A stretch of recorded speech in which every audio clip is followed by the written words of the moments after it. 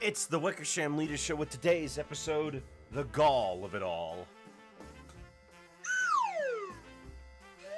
Hello, everybody. Welcome back, folks. Once again, we are continuing my little art project to draw tons and tons of tunes. 2 a week. You guys voted for it, and unsurprisingly, if you were paying attention to the title of this stream and the title card, you might be aware that Obelix won the poll for today. Just as well, because I like Obelix a lot. I've seen quite a few of the Asterix films, actually. All the ones made in like the 80s and 90s, I've seen those. But any of those 3D ones, I haven't gotten around to checking out yet. Didn't read the comics, though. Although I know that they're quite popular and a lot of people do enjoy them. In any case, I have drawn Obelix once before, which is good because for once we're doing a tune that I actually know how to depict. But hey, you know, this style I use always presents new challenges, so who knows what sorts of things are going to pop up. Oh, goodness. Yesterday, that was a trip with the Smash stuff, wasn't it? I need to practice more. Maybe I'll make an effort to use the server to get some more friendlies in. Who knows? Jeez. You know, art is a lot like fighting games. You're always trying to improve yourself. You want to be better than the day you were before. But oftentimes, if you don't put in that effort and try to push it further, you're going to be stuck with yourself in a rut. Speaking of in a rut, where's the music? There it is. Sorry, I don't know where the music went. You'll be stuck in a rut and you won't have anywhere to go because you're not pushing and pushing and pushing, right? That sort of thing. Do we have any artists in the chat?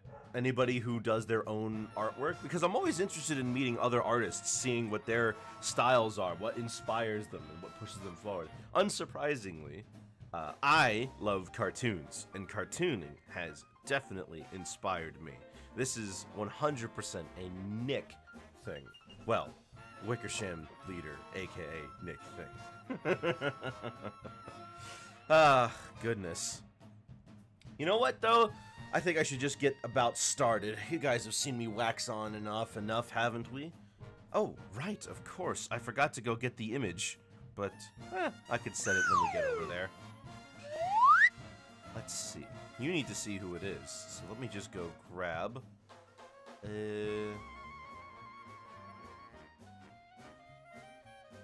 There he is.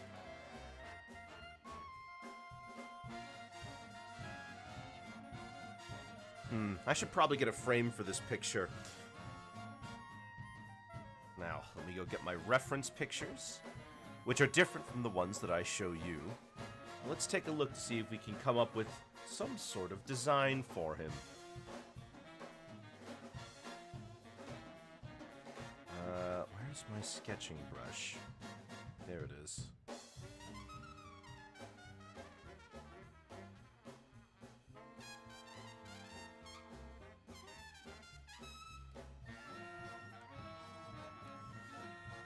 So Obelix is basically a giant ball on the bottom, but we're not going to be really showing off the bottom half. Hello, Pesky. We're going to be mostly focusing on his head and shoulder area, you know, because I normally do busts. I think what I want to have happen is I want to kind of generally face it this direction, and something like this. Doing multiple sketches is very important when it comes to deciding what you want the character to look like. Now, what I want him to do in this picture is I think we're going to have kind of generally like this. Obelix generally has his arms out at his sides, kind of behind him. So we're going to kind of be going in that direction.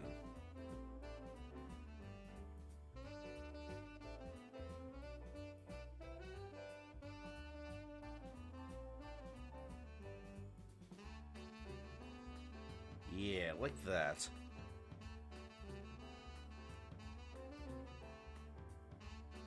Okay, we got our basic shapes in. Let's see if I can play around with them a little more. Iteration. That's that thing about doing better than you did previously that I was talking about. When I draw Obelix, the first thing I think of drawing is that huge nose of his. There's a specific way of getting it right.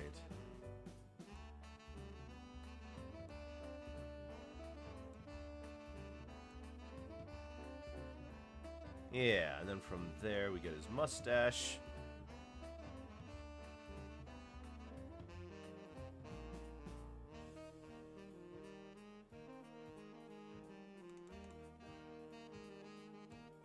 And I always like making him look happy with that little cheek that he usually gets.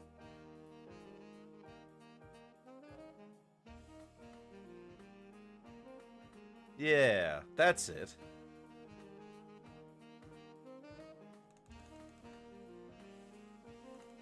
Let me get the other mustache.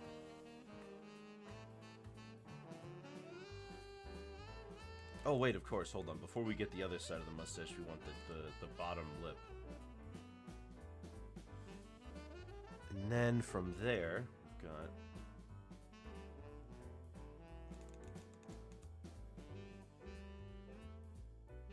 something like that, yeah. And behind all of it, we've got his... the back half of his face.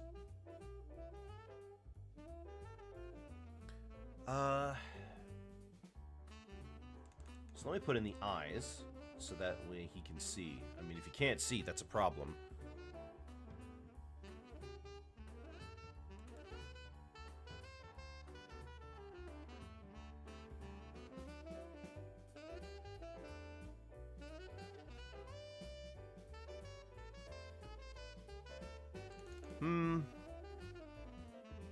Oh, actually... Yeah, actually, that's not bad. You know, when I first saw Asterix and Obelix, I thought they were Vikings. But also, comics like that aren't really all that popular over here. I'm sure you're gonna find people who've heard of them. But generally, this stuff is way more popular in Europe, where it's based. Franco-Belgian is the term, usually. Since they started as comics over there. It was all part... Actually... It's funny to think that a lot of these comics were kind of made in a response to and kind of a fear that American comics were going to take over.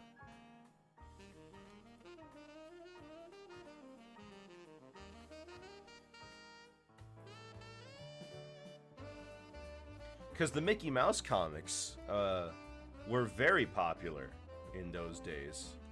And if it wasn't taken care of, it could have gotten to the point where France just wouldn't be able to use its own comics in anything.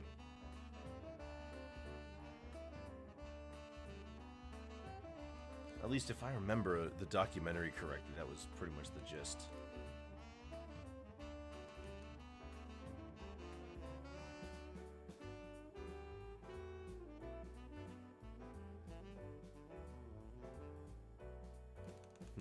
Yeah, I always did have a problem with the head. Like, it's obviously recognizable as Obelix, but he doesn't look right, does he?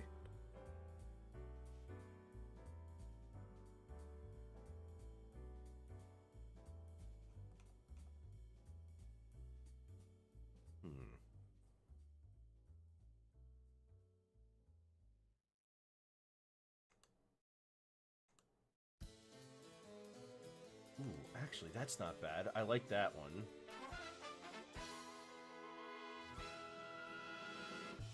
Oh, that's better. That's a good shape for the nose. Let's see. His eyebrows aren't that high. Let me draw the eyebrows first, and then I can put the... Yeah, I'll put in the eyebrows first, and then we can design the head around that.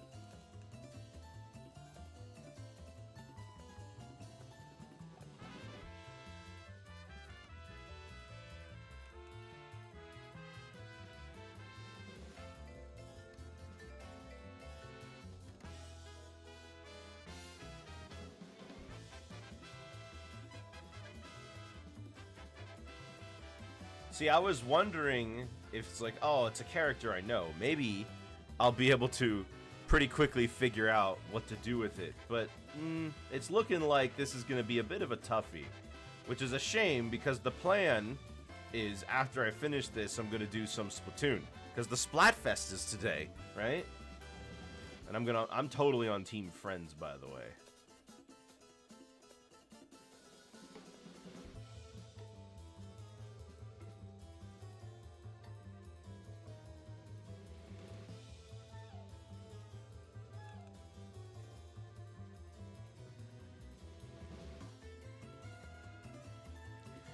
I wonder if the Gauls actually did have little horns on their helmets. Oh, we want to make sure that these shapes are as good as possible, since we're going to be pretty much copying them directly.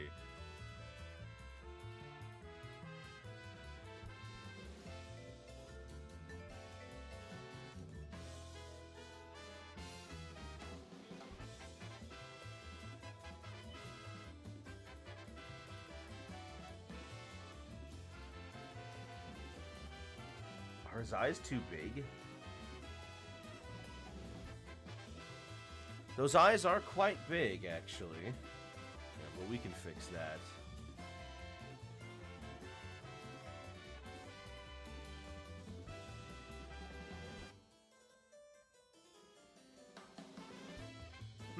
Yeah. We can use this, and then... Yes, Obelix. Thanks, Dark Mario Bros.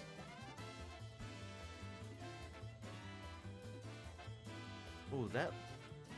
I think that's a little more in line with what it is we're trying to do here. Yeah.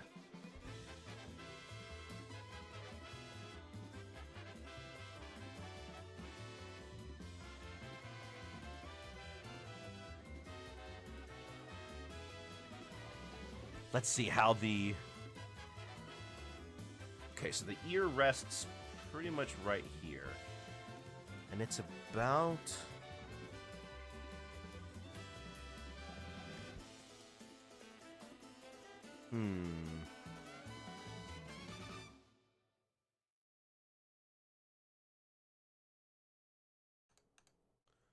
We're looking at... what are we thinking here?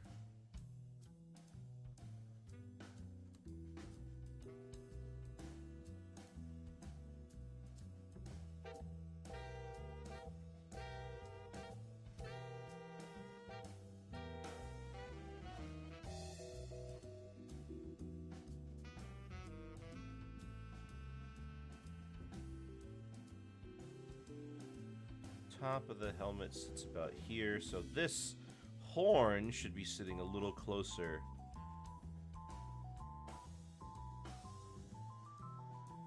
Yeah, something like this.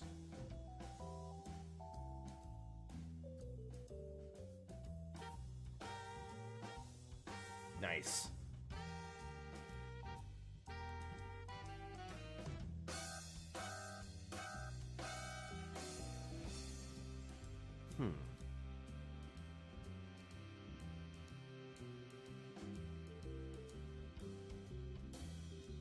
That ear is big. Let me... Oh, and his hair... Okay, so before the braids show up, the hair goes pretty much all the way down to the mustache. That's good to know.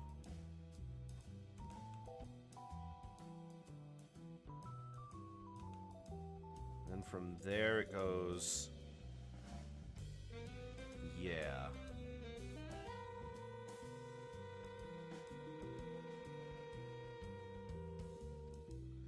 How many? 1, 2, 3, 4, 5 before the bow. Okay.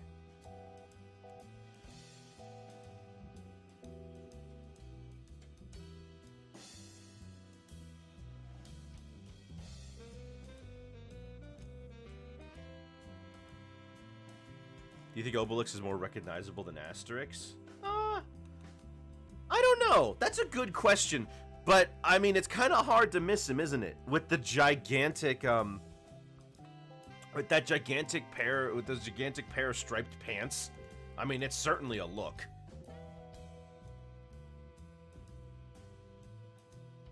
Besides, I don't always want to use the main characters of something when I draw.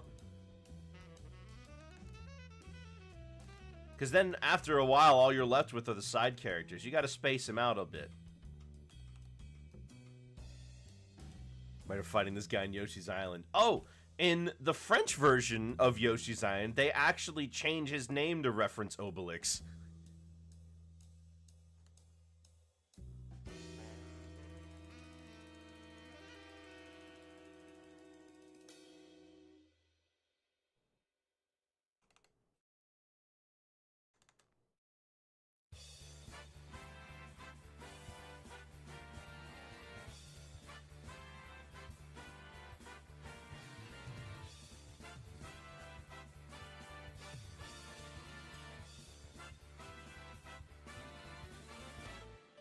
There we go.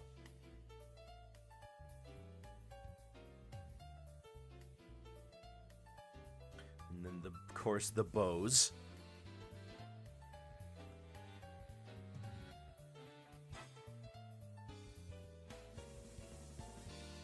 I'm shocked that there are as many live-action Asterix movies as there are.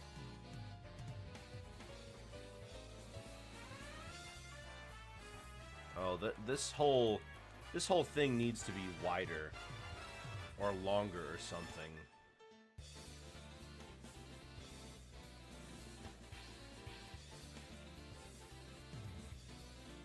That's better.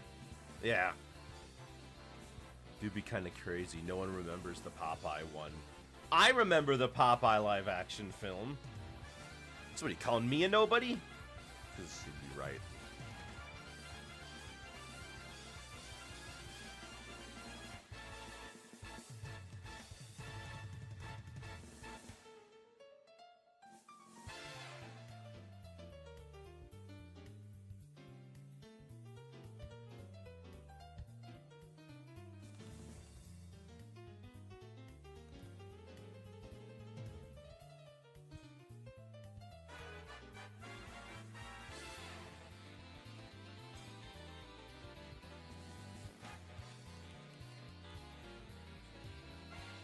One of my favorite little funny things about Asterix is that it has a character called Coronavirus.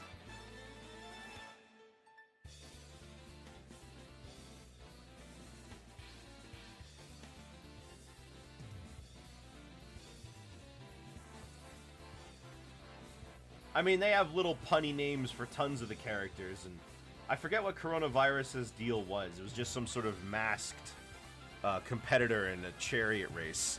Why? Because I don't know, they name things like that all the time. I should mention that the character's from, like, 2019. Or 2017, rather.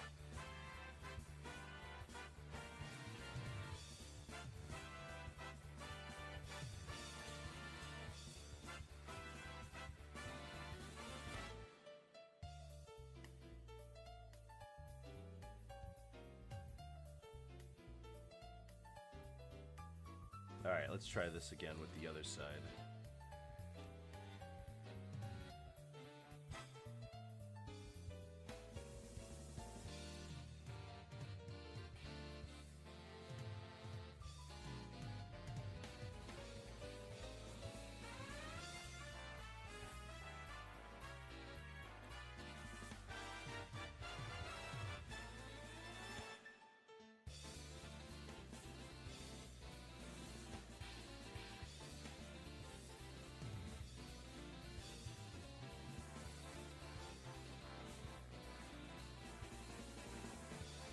The dry, powdery snowstorm in these parts right now. Ugh, dry, powdery snow. You want the snow to have some heft. Usually I have to scrape and stubble, but this stuff brushed off my car like sugar. Oh, never mind then. I mean, I find dry snow to be kind of annoying, especially when you have to shovel it. Do you have to shovel it?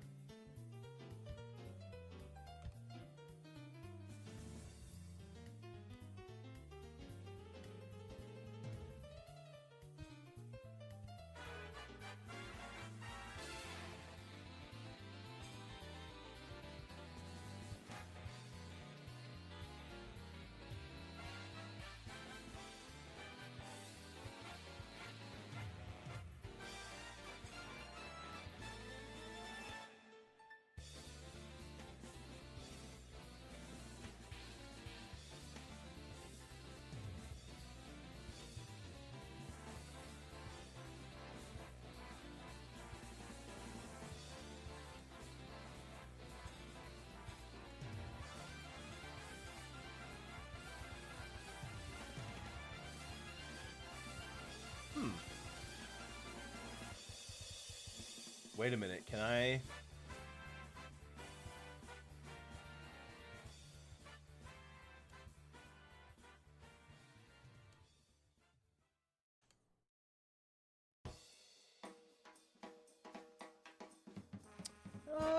Let's try... hold on, let's try getting a little different there. Okay, that's not a bad arm shape. I will fix it, though, but the thing I want to get is...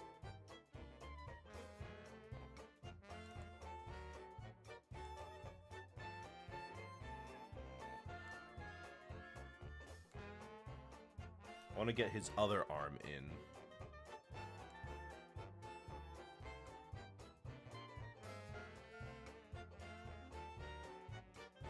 Ignore these shapes. Yeah. My mind isn't letting me ignore them, so I have to remove them.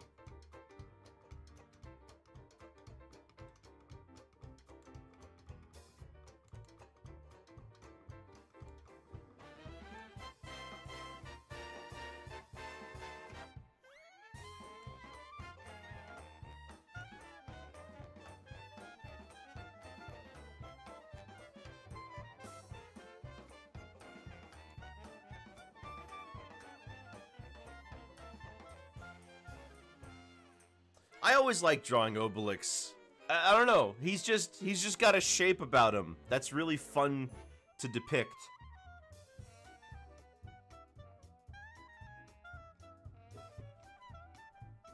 I think that's good. I think we'll go with that. Oh wait, but before, let me see. Let me see what I'm gonna have to draw here if I zoom in on that. That's not what I want.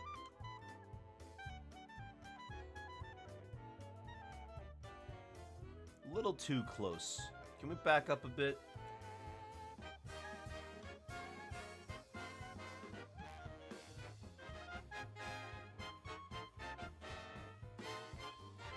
That's good.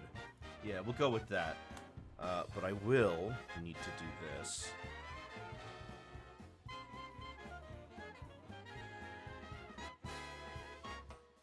Just a little bit of the lines. Make it 35 instead.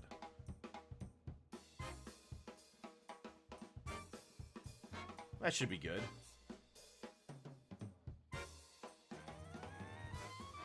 Yeah. Now, not too many colors that we gotta... Oh, the hair! Gosh, I forgot. I was like, something's off.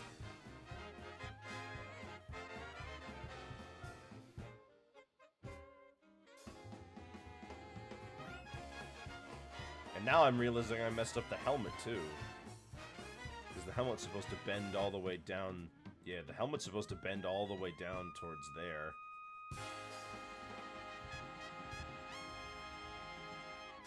Get a nice, clean curve.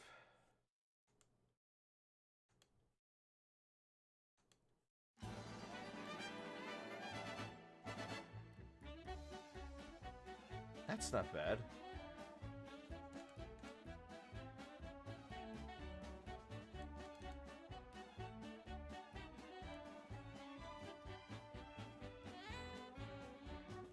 Okay, yeah.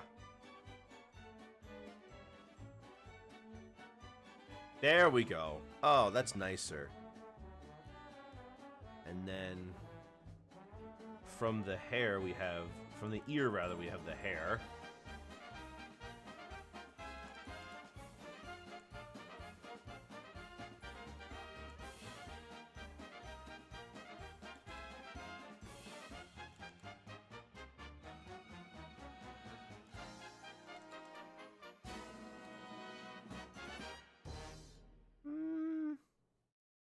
No, there should be a curve, generally, that it follows.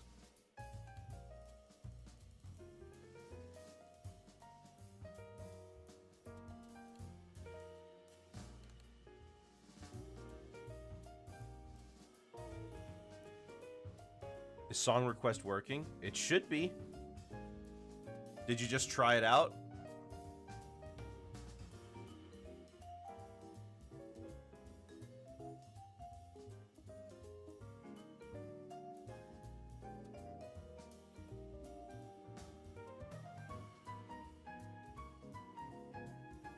put in a track 10 minutes ago. It's not here in the playlist. What if I reload the page? Ah, there it is.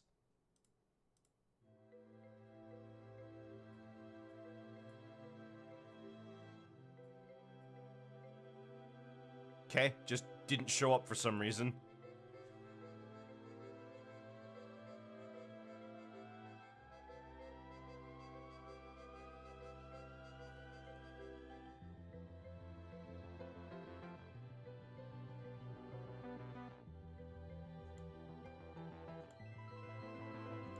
I love this arrangement. It sounds like if you just took the original and played it with real instruments, which is great because it's hard to make it sound the same, especially with something so electronic.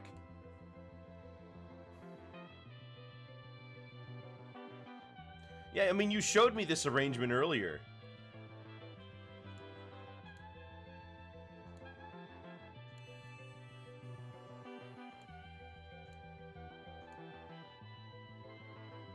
Okay, so what are we looking at here? How many different shapes are we gonna need? Let's see.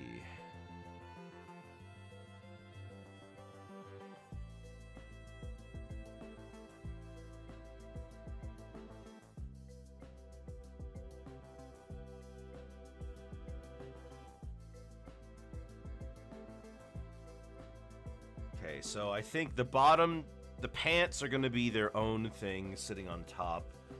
We're going to have to do one for the bows.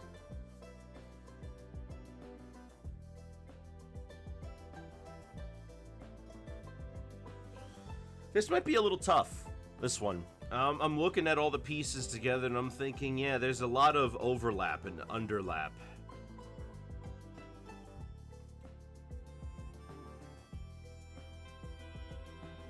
Well, I'm not afraid of a little bit of a challenge.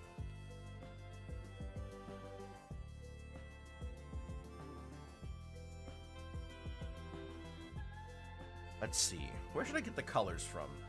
Should I just... I guess I could just eyedrop the comics.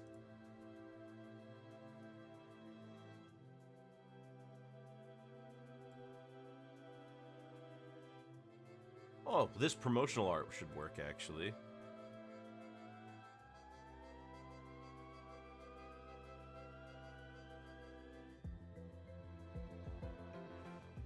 Okay.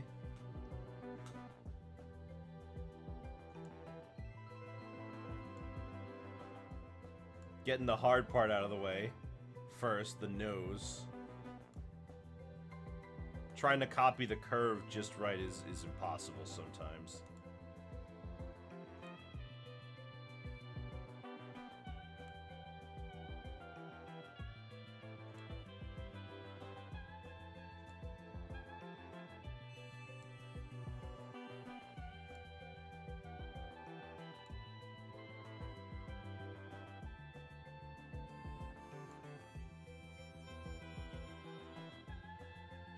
That works. Oh my gosh, that works. That works so well.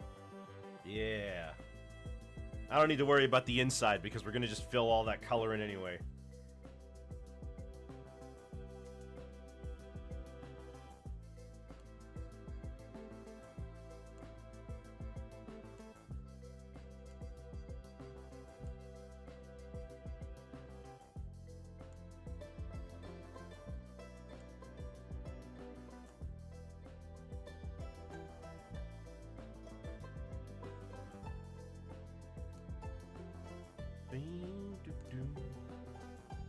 Ooh, hold on. Let me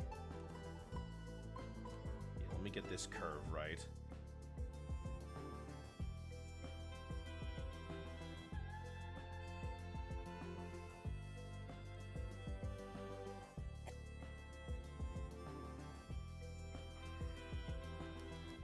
In order to get that ear correct, I think what I'm gonna have to do is I'm gonna have to I'm pretty sure what I'm gonna have to do is take the ear shape that I want to draw and then put it over everything and erase just the right amount to get it to be cleared up, because otherwise I can't really think of much of a way for this to function. Ugh.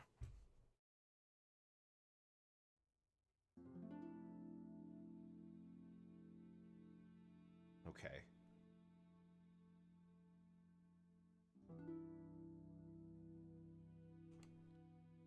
Yeah, we're gonna have to draw everything over and erase with precision today. Which I can handle, but that doesn't make it not a little bit annoying.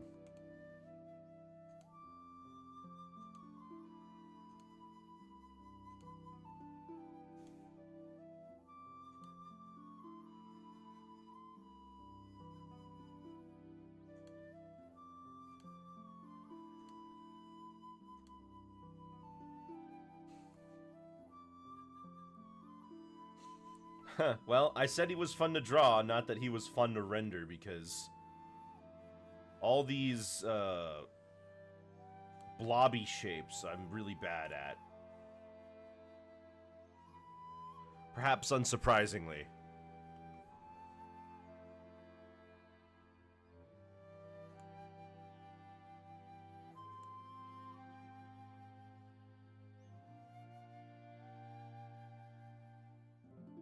Can I clear this up a little? Yeah, there we go.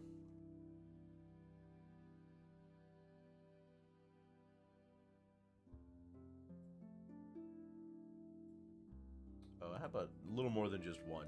Give me two. And then fill that in.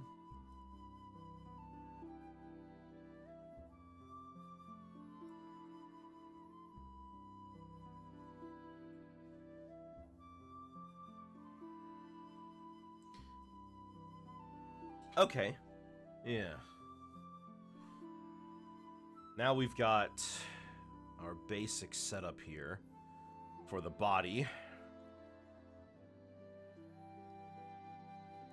Well, I guess I'll put in the... We'll put in the hat.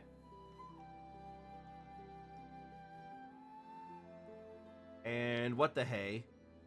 I'll set up the pants. And then we can start working on... Yeah. Let's just go one at a time.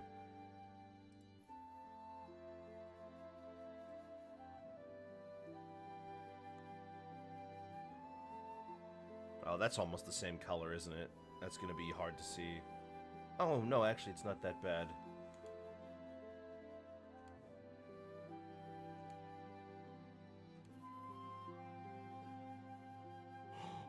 Oh my gosh, that matches up, like, perfectly. Yes, yes, keep that in.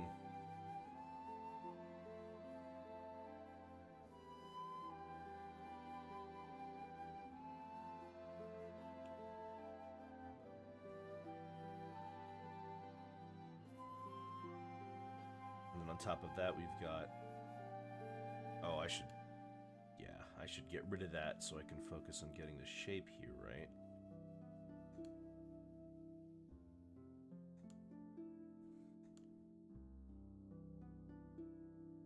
Do Zelda fans have a consensus of the best Zelda game anymore? Like, I remember years ago, it was Ocarina of Time, Ocarina of Time, Ocarina of Time.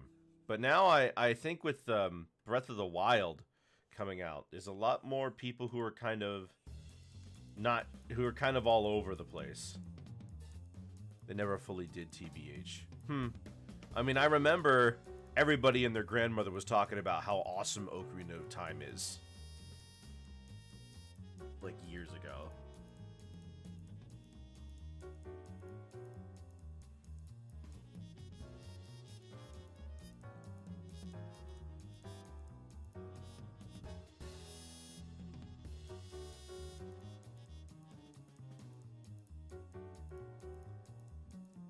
Alright, we'll start with the pants. Oh, Ocarina of Time, Breath of the Wild, probably the most popular. I don't know, Tears of the Kingdom might have beaten Breath of the Wild for people. I think there's a possibility of that.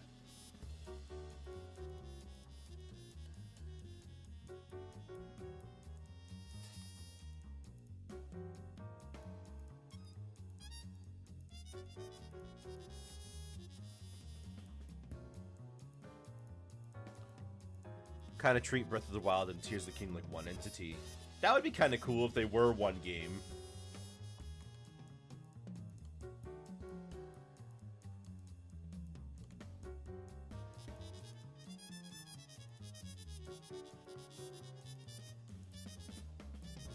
There's used to be a divide between 2D and 3D Zeldas, but I don't hear much talk about that. Oh, now you hear about the well, now I hear about the split between the Breath of the Wild like games and the ones that aren't like Breath of the Wild. There are now I'm hearing a bunch of Zelda fans want to go back to pre-Breath of the Wild style gameplay, which not that I'm not even against it, but there's starting to be, you know, there's a lot of people basically saying things like, oh, Breath of the Wild was never really all that good.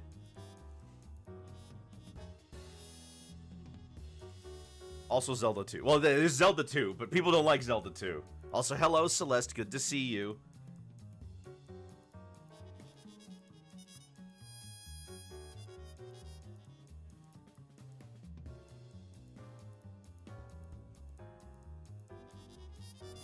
It's just gonna keep happening forever, isn't it? What is? Fan base is being divided? Absolutely.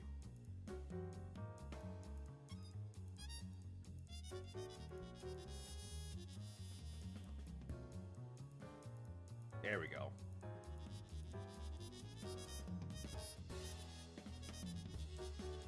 Blank was never good. Oh, that. Yeah, that's an annoying trend. I don't know when that really picked up, but it's definitely a thing in the last few years of someone saying XYZ was never good, or has it been long enough so we can admit that this was never good? And it's like, why are you guys just, like, they're sitting around like vultures waiting for something to start sucking so they can claim that it was always terrible. That's what I think they're doing. Or maybe it's just for clicks. I mean, hey, I'd believe both. Seen a lot of Gen Z plays N64 game and hates it. I've actually heard a lot of people say that about the N64 over time. That N64 games just don't feel very good.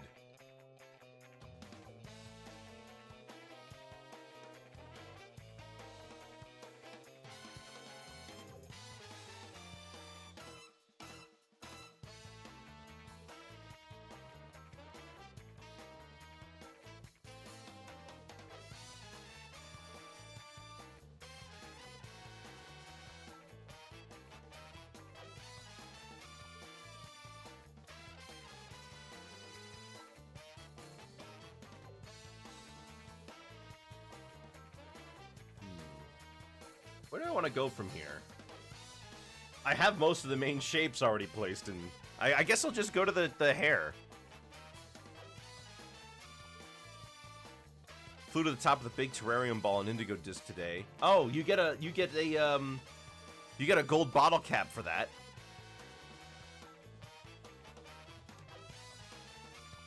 The blank was never good thing tends to blow up. That's true. Is Yoshi up there? Only if you catch all the Pokemon.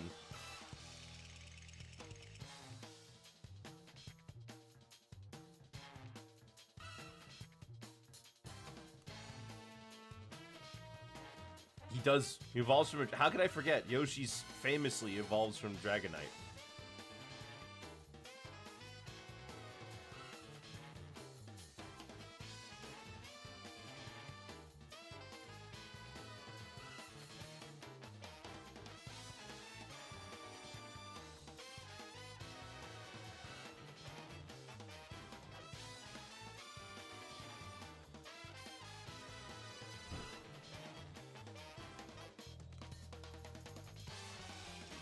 Oh, and then of course after all that happens, you get access to Bill's Garden, which has every Pokemon, all the rest of the starters available.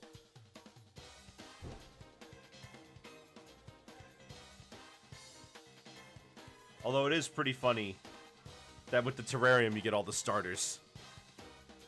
Asterix and Obelix mentioned. Who the heck is Caesar? That's the most sane Shantae fan I've ever met.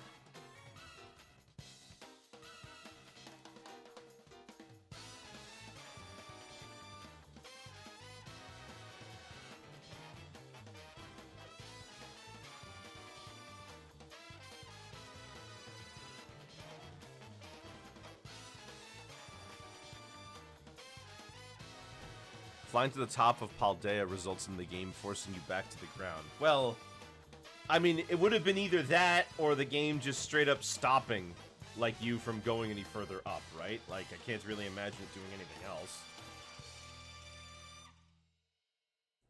There we go.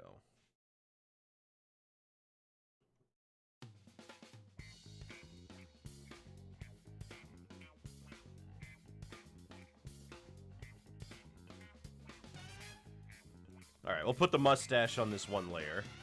Boom, boom, boom, boom, boom, boom. Yes, but maybe there would have been candy at the top. Well, at the top of what? The sky?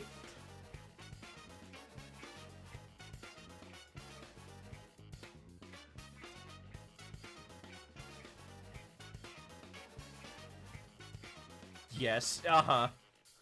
She's delusional, fellas.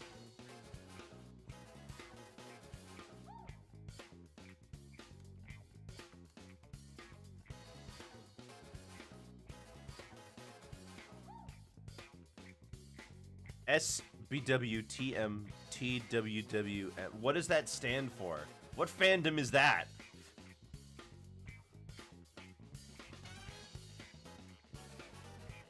World War II. What? The Archipelago Red and Blue has an option to put Mew under the truck. How do you... You didn't tell me that. One. Two, how do you get there? You can't get to that side of the... You can't get to that area anyway.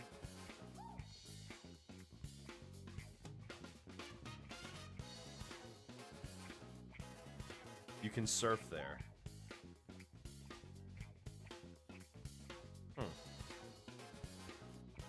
The SSN never leaves in that version. Ah.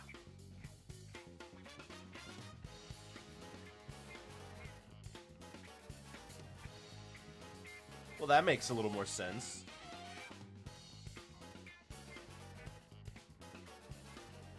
You know what's kind of sad about Mew? All this hype. It's not that good.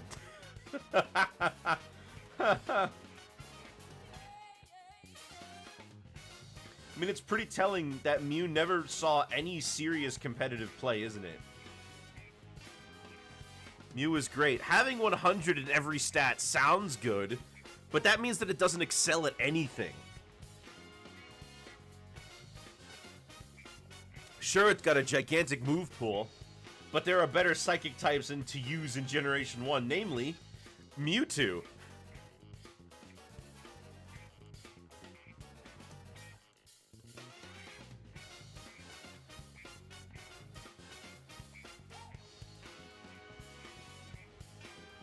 You want a Pokemon with a better move pool?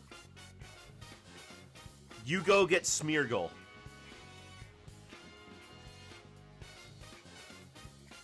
It was in Ubers the first 4 gens. Was it?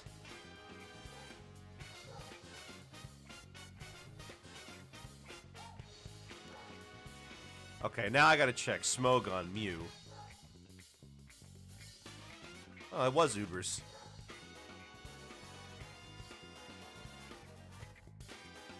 Oh, and then in Black and White it went to underused. It's OU and XY, underused in Sun and Moon, overused in Sword and Shield, and RU? It's in RUBL? Oh no. What happened?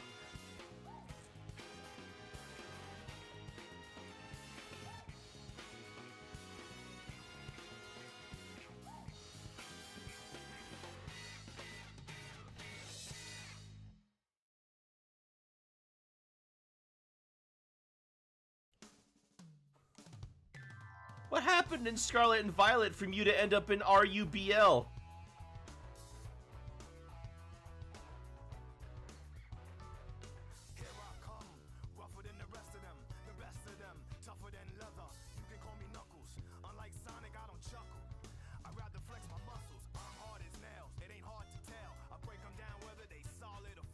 Maybe Power Creep just took that long. Huh? That's true. I mean, it's also... Isn't it relatively new in its life cycle? Move pools have definitely caught up. Oh yeah, no, the move pools in Generation 1 are abysmal.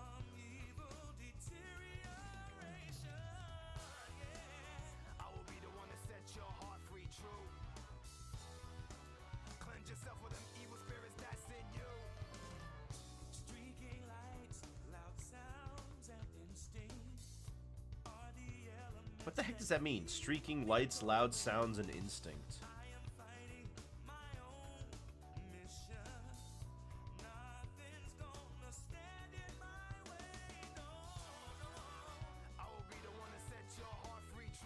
The city. Oh, yeah? The casino.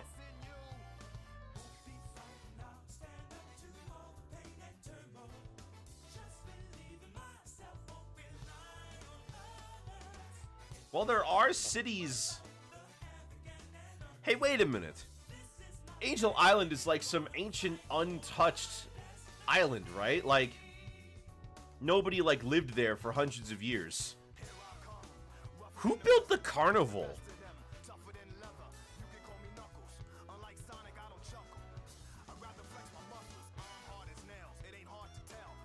Is that Eggman?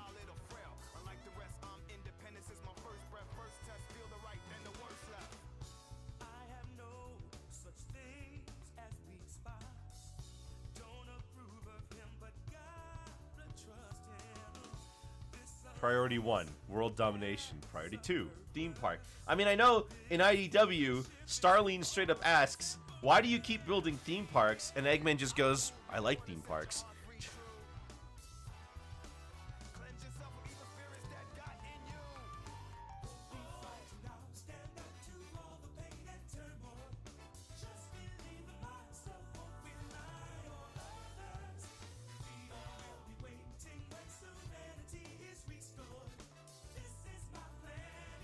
Eggman is like scientist Goku. I think he's bored all the time.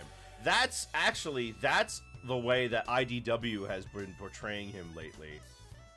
He's been kind of getting a Joker thing going, where he straight up admits that he could just carpet bomb and kill Sonic any day of the week, but he doesn't because it amuses him.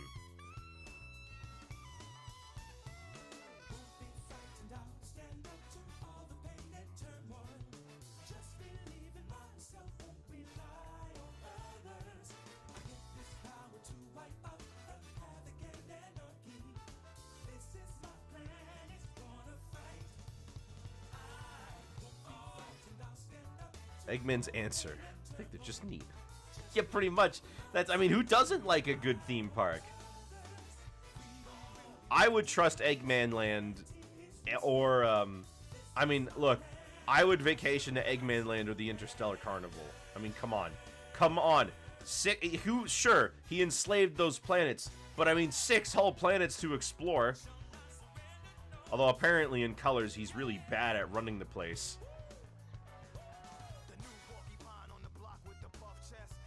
Like, when you're done with the rides, head to the new House of Sushi. Now with fish. It's like, okay, I think I'm okay. I think I'm okay, Eggman.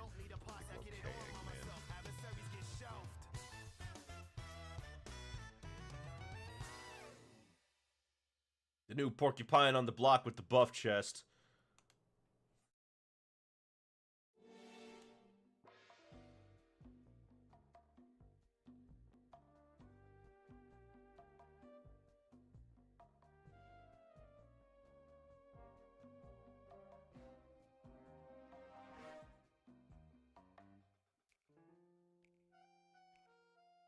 Okay. I love the naming of characters in Asterix. I love me some good puns. Believe me. Like, believe me, I love me some puns. So when I see how they name some of the characters in Asterix, I love that.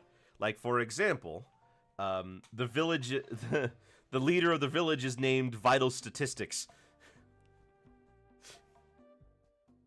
I mean, of course, then there's Getafix, the druid, who hands out the magic potion.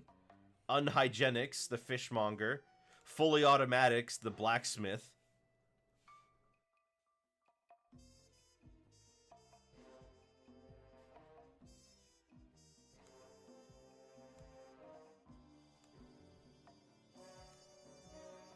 love Phoenix Wright then. I haven't played Phoenix Wright in a bit, but I did love the punny names in that.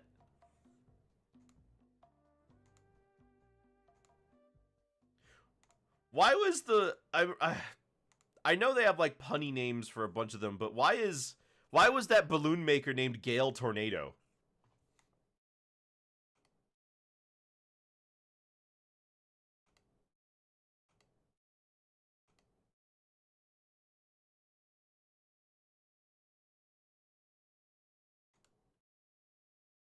I should play the next Phoenix Wright game this year.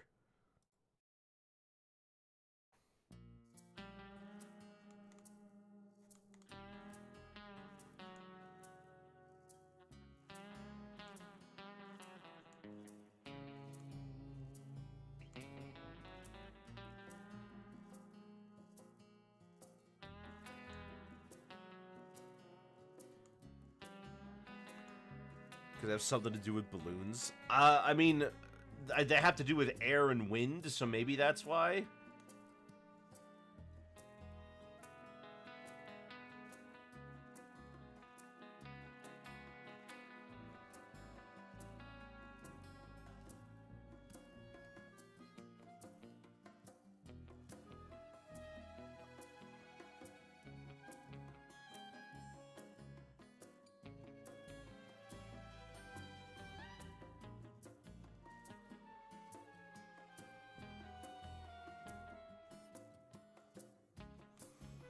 You'll only understand when you play. Oh, I bet.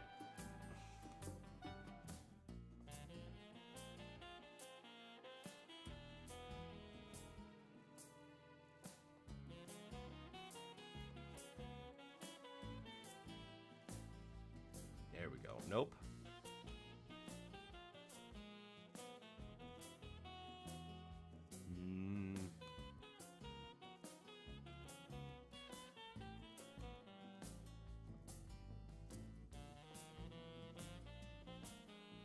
Come on. Come on. There we go.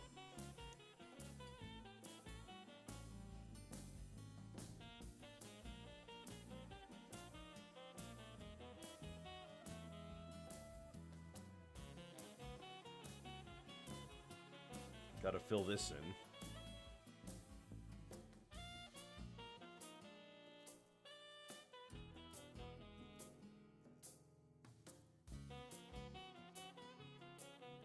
Perfect.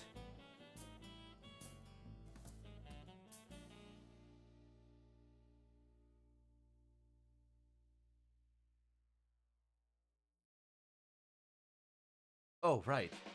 There we go.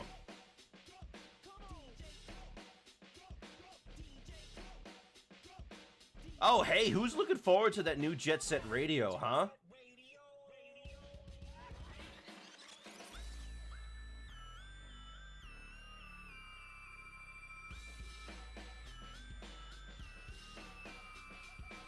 Okay, let me think now.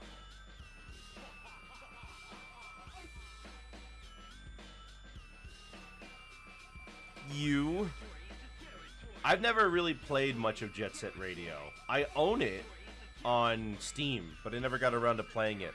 The controls kind of turned me off.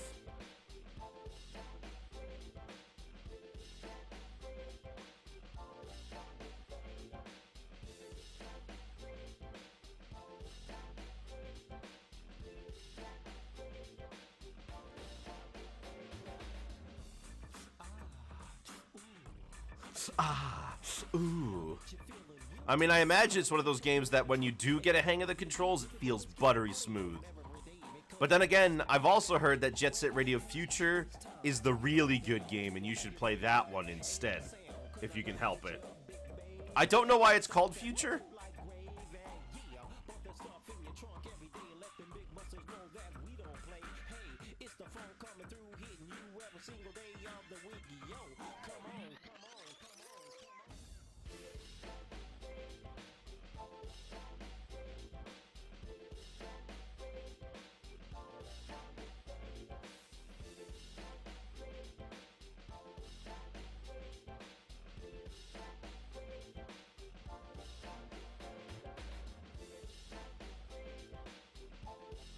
The music is excellent. I will not deny that. I love the concept of love.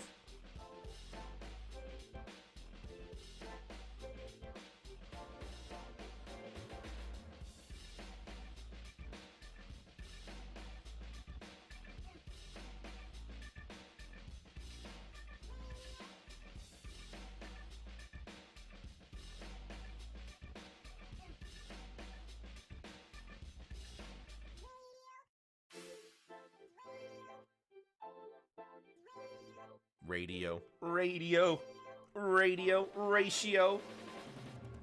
L plus ratio. Jet set ratio. Jet set ratio. Gosh, I should use that on Twitter. Oh, man.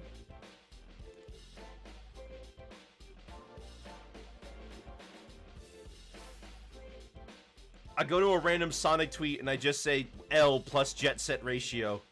I'll do it. But if the ratio doesn't work, then what do I do?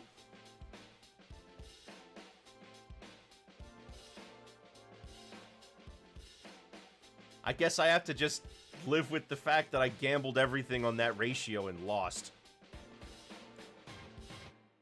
Oh, hey, everybody in the chat right now. Don't forget, tonight we've got more cartoons for you. Alright, now you know the good songs. These are the good songs.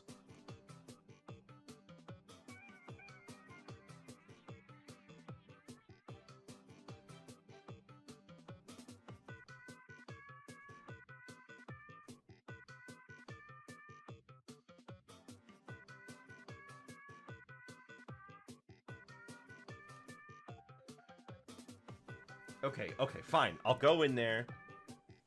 Try to get it a little more carefully. There we go.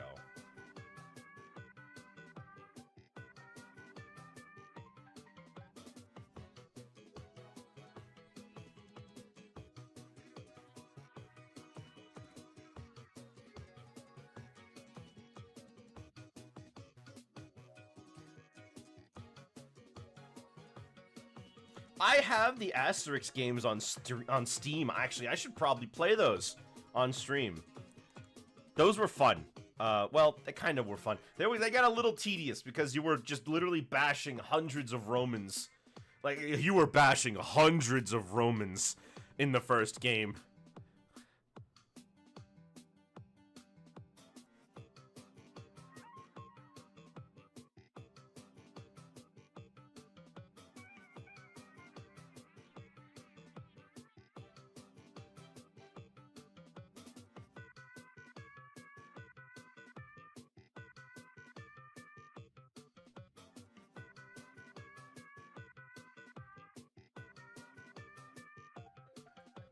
Well, let's see. Now what? There's... In terms of the big colors... Oh, we gotta get this ear.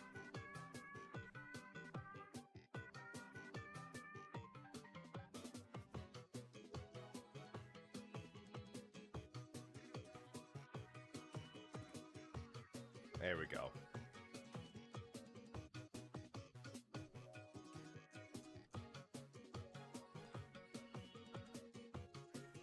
I thought this was going to take me way longer to get all the shapes in place, but no, this one actually isn't all that bad.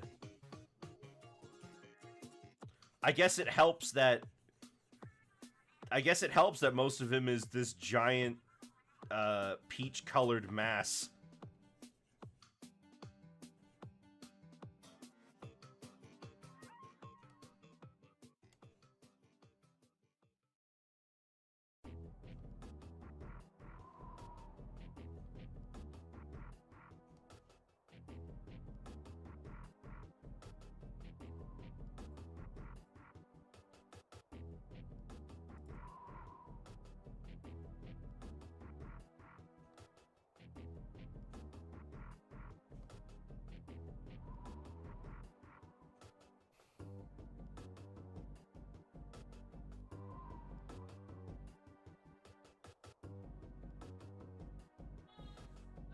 I can, hold on, I can just move the ear down a little to make it, yeah, just a little bit off to the side.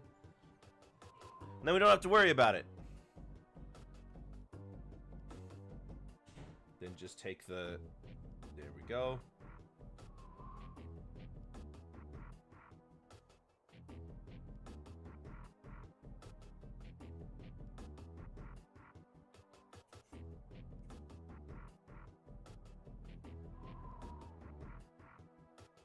Okay, which leaves the eyes and the bows.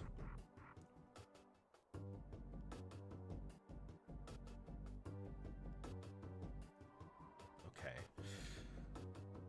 Let's get the eyes first.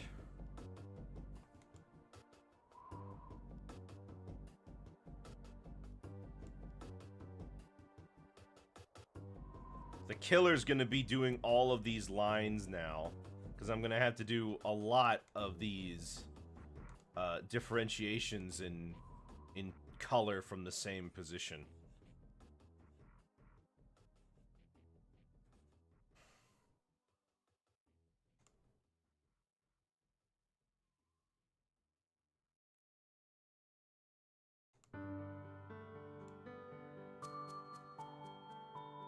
Oh gosh, this sounds so familiar. What is this?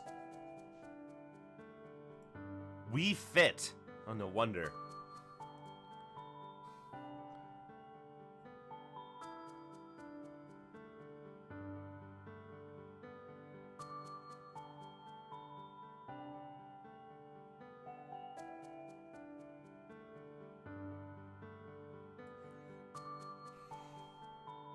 Okay, and then we get a nice, yeah, nice straight cut down there.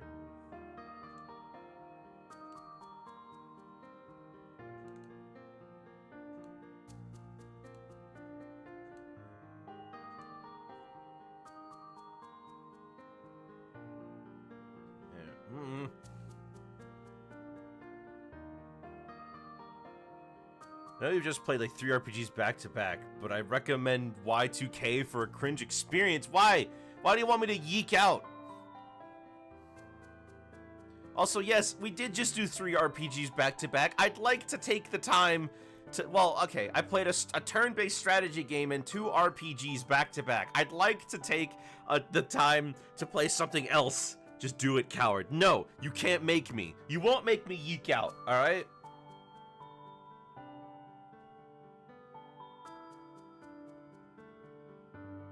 Also, I've heard that actually the guy's going through Y2K and trying to make it better.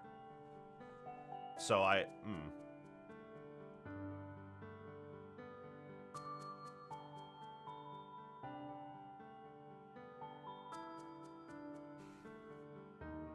Oh, I'm dumb. Instead of erasing the... Yeah, I'm dumb. Instead of erasing these, it would be much easier for me.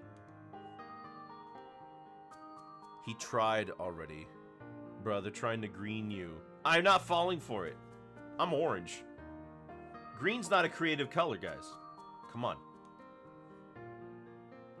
It didn't fix any of the fundamental issues, though. I see. Is it free? Please tell me it's free. I don't want to have to pay money for Y2K.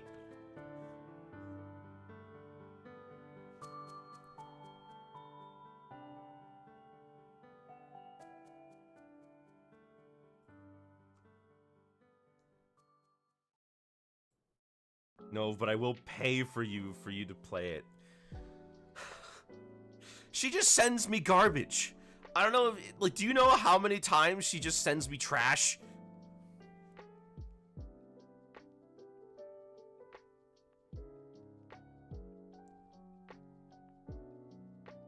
It's insane. You know, it should be criminal. That's what it is. It's criminal.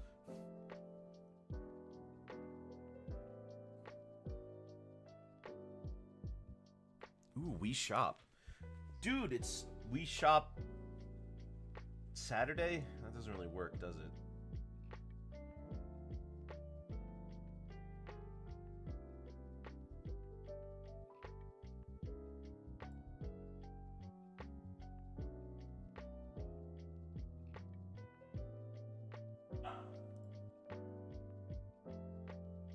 Oh, it's Mario Paint, that's right.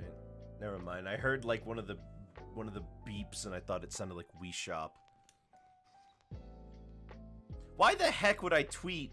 Okay, restream. Why would I tweet that I received 100 messages? Who's gonna care? No, nobody cares that I got 100 messages.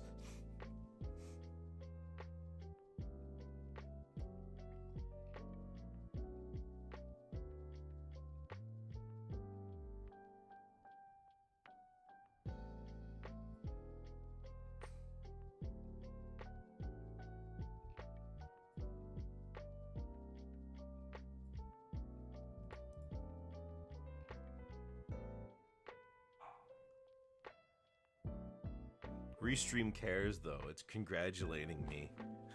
Don't patronize me!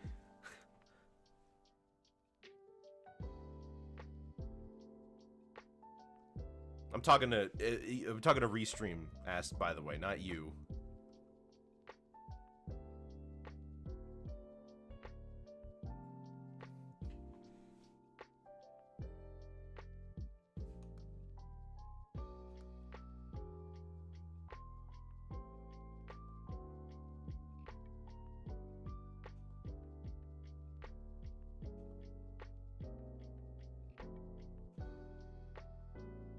Oh, now I'm seeing why I didn't do that. Actually, hold on. We can kind of get halfway there.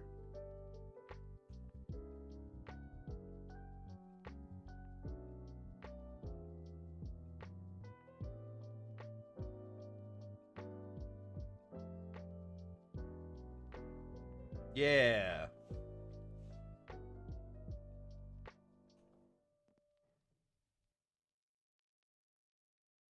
Maybe.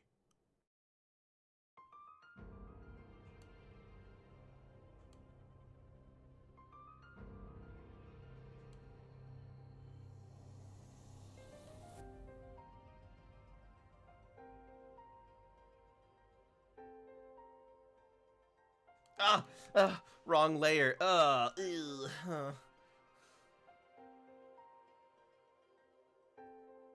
Hold on, this sounds like Pokemon, am I right? No, it's Sonic Frontiers. Well, that's on me. I thought it was like, I don't know, the Overworld theme from Scarlet.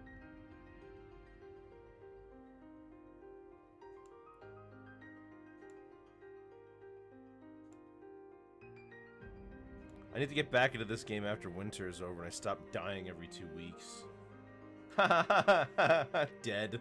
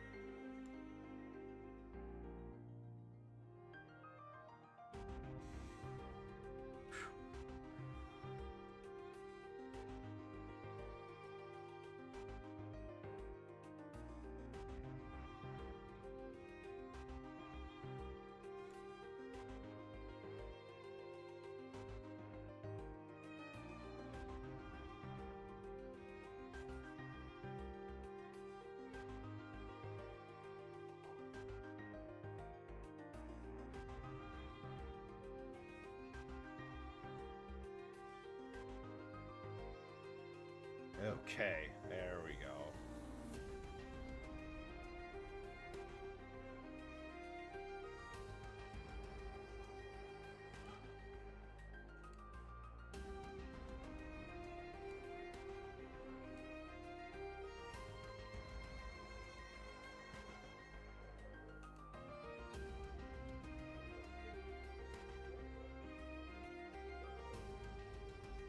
Can I please get a nice curve here?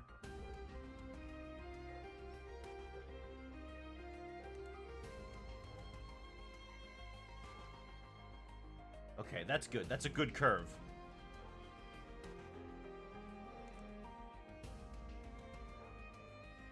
There we go. Now we're talking. And you might be saying, Nick, you never use full black for anything. Why are you using full black for this? Because today I'm going psycho.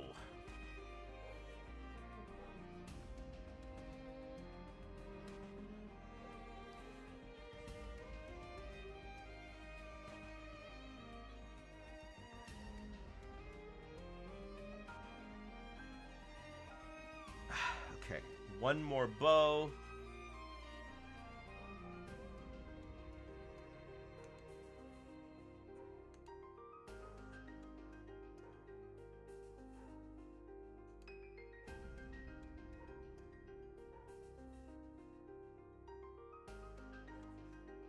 Okay, then we just... There we go. Yes.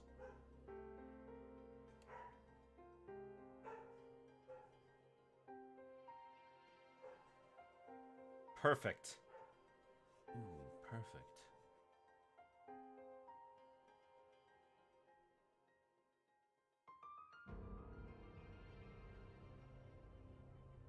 Okay. Hold on, maybe a little more of this.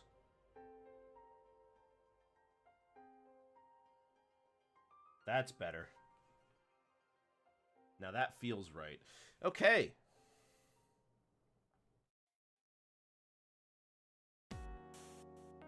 We've got all the basic shapes in place. Not all the colors, mind. Like, for example, we need to fill in some of the colors on here.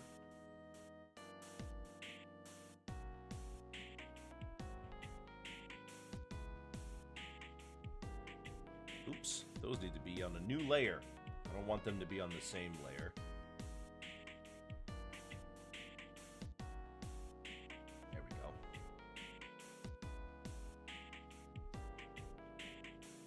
And I need the blue. Hand me the blue, good sir.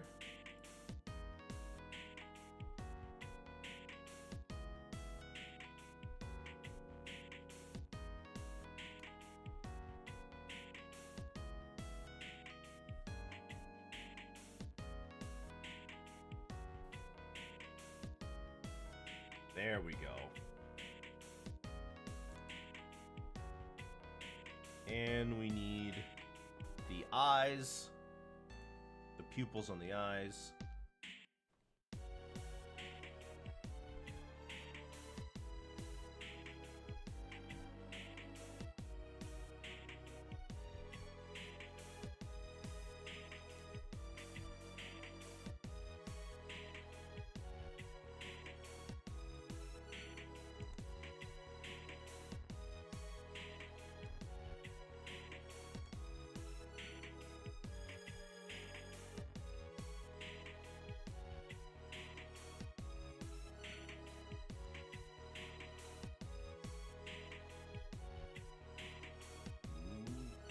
There we go.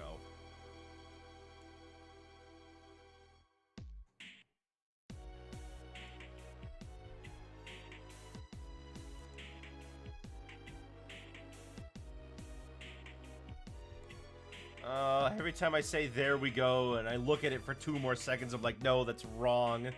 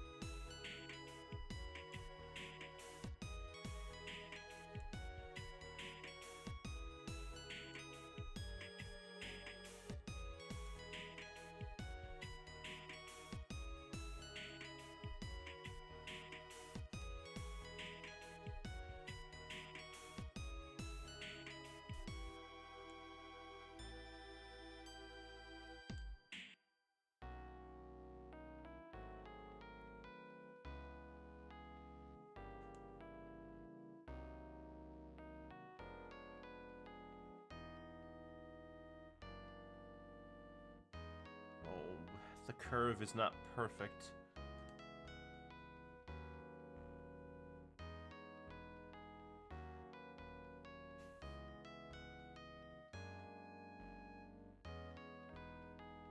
Okay.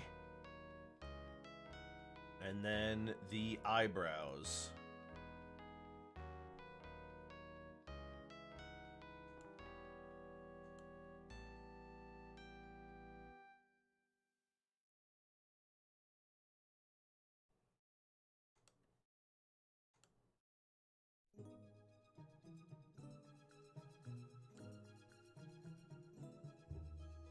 Ooh, not bad.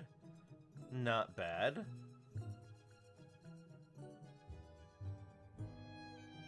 This is on my Halloween play. Did I put on my Halloween playlist? Oh no, never mind.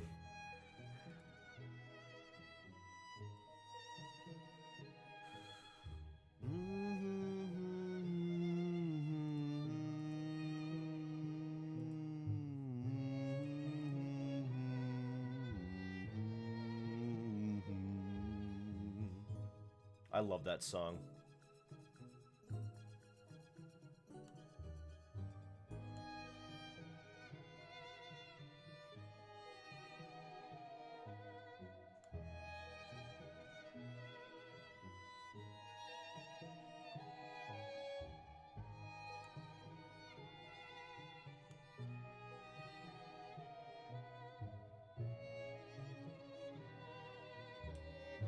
Yes.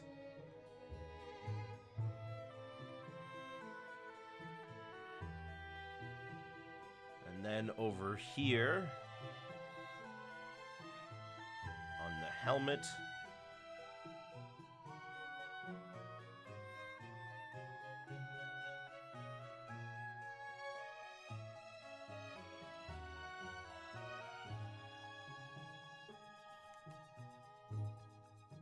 a little lower.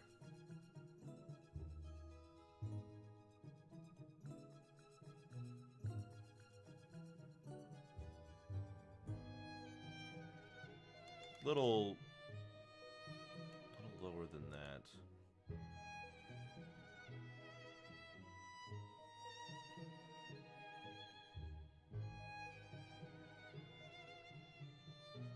Maybe I could just... Yeah, there it is. That's it. Alright, well, now we have all of the... Now we have all of the colors together. You know what? Honestly, it doesn't look too bad like this. Oh, I forgot. There's one last thing I need to add.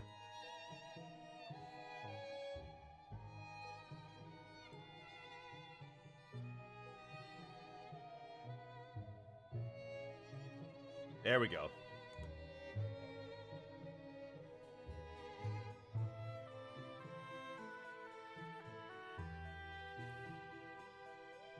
Now, where do we need lines? Pretty much everywhere. Well, let's start one thing at a time, right? Approach it slowly. Start with the big, easy strokes, and then move to the smaller stuff.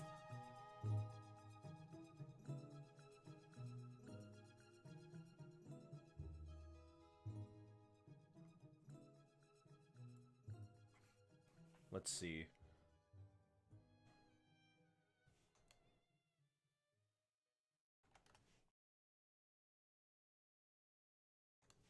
Is that a good color?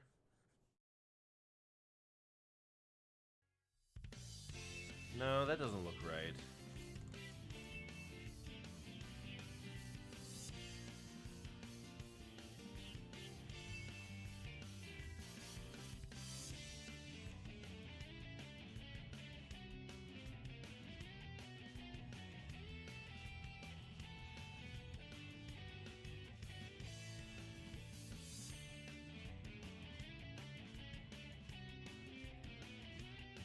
Let's see.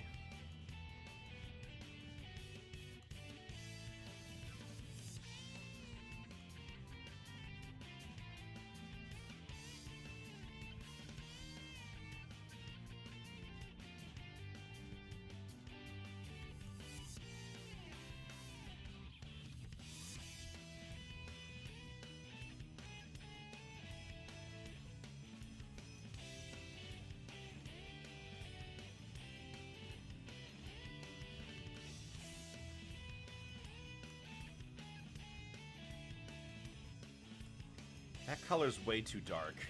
Can we get something... I don't know. What's our background gonna be like now that I'm thinking about it? You know what? Just for the sake of it, it's gonna be a bright and shiny day. It's gonna be a good day out. Yeah.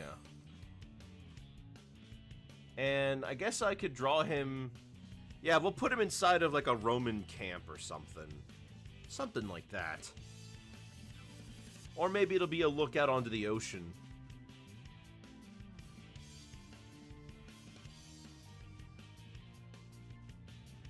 Yeah, that might work.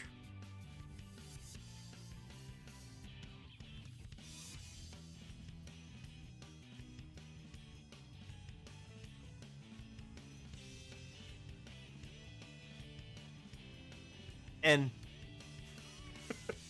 Enye. Dude, it's an Enye.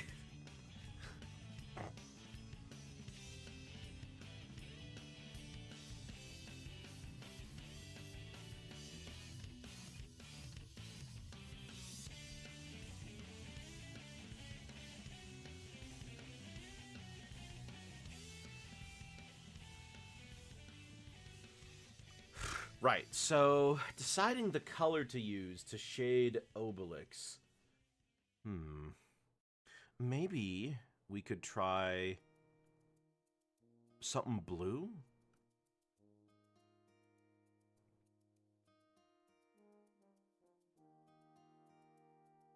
No, that doesn't work.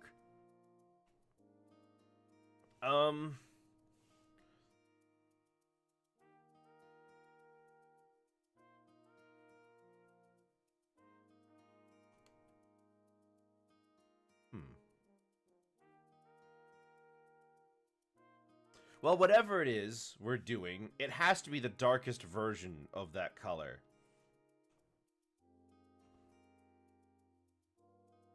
I think we'll have to go with this brown for now, just to see.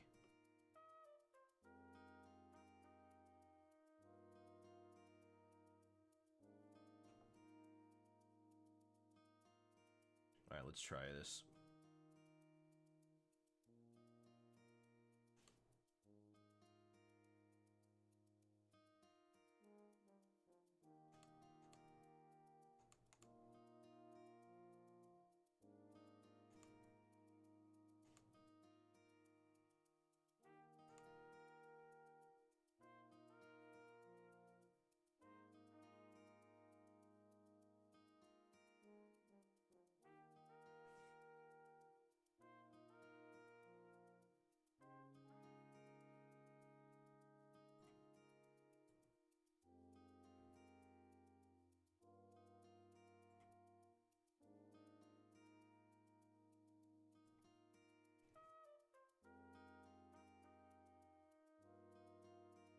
Okay. Yeah. I can work with that. Oh, this needs to be white too. Because I missed this little spot right there. Okay. So now we've got that set up. Let's start erasing. Yeah, let's start erasing.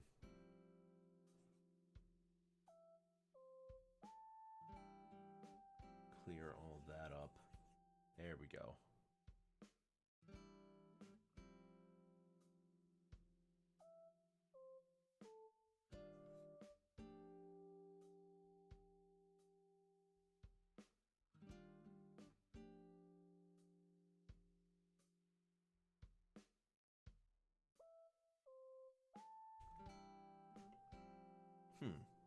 Okay. Yeah, I think I can work with that.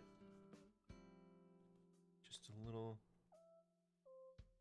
Yeah, there we go. Try not to do too much.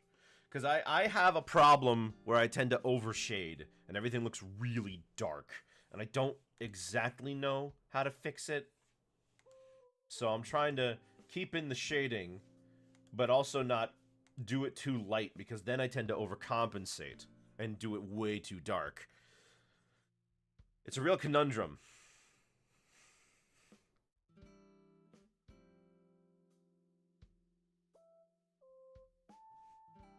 Also shading with the fixing these colors here while having the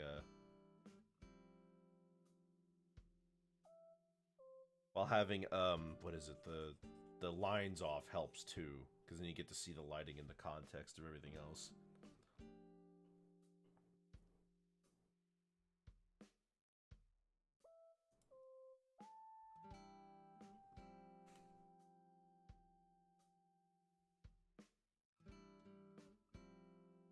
Move that over. Not enough. There we go. So to say, you don't have enough.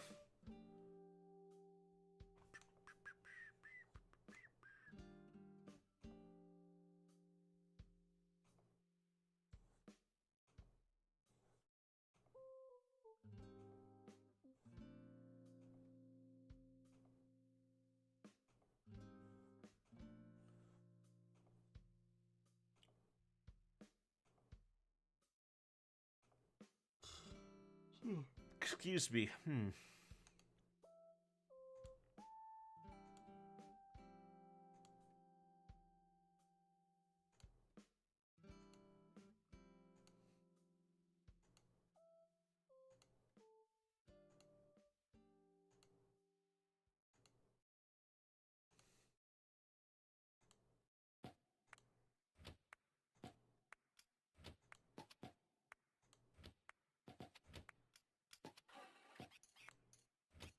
Wait, I've heard this.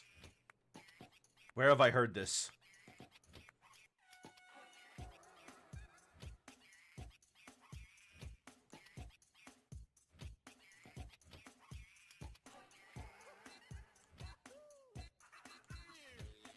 Where have I heard this? Oh gosh, where have I heard this song? Oh, fine. Oh, it's the herbs. No wonder I couldn't place anything to it. Who's listening to the monkey rap? You know what? I take that back. I listen to the DK rap, so it's not all that different.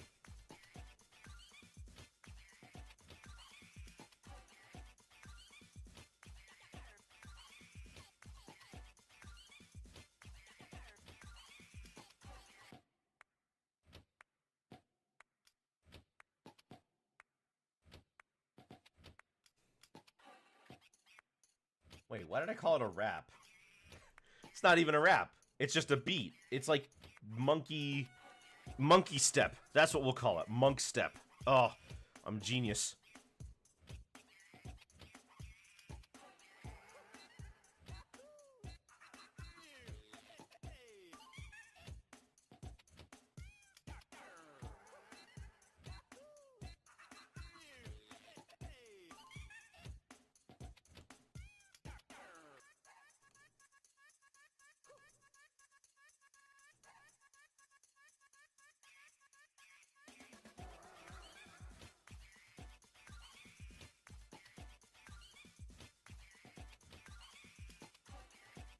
What makes the herbs so good as a Sims game?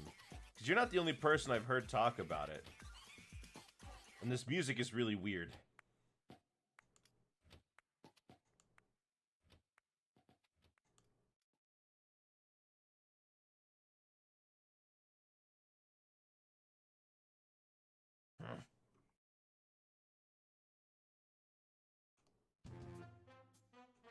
Literally nothing. It's not that good. It's just nostalgic. Oh, I see. Good to know.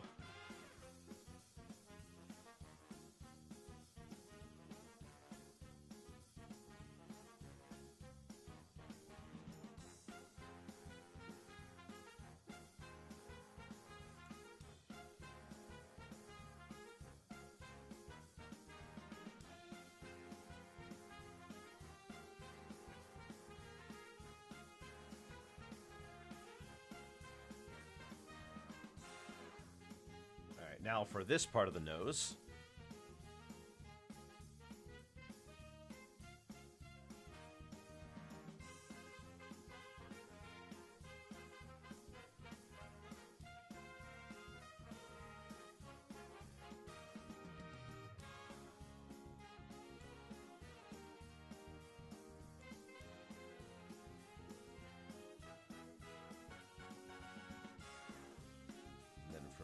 there, we just carefully erase.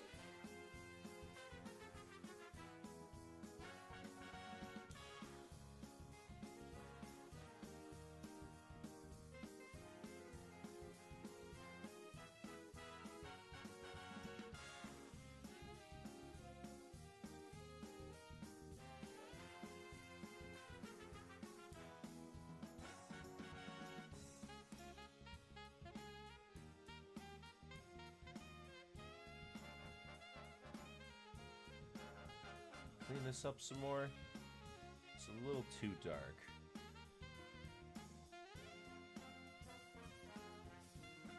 Yeah, that works. Still need to clean this up, though. Hold on. Okay, now we've got the nose ready. Oh, maybe a little more.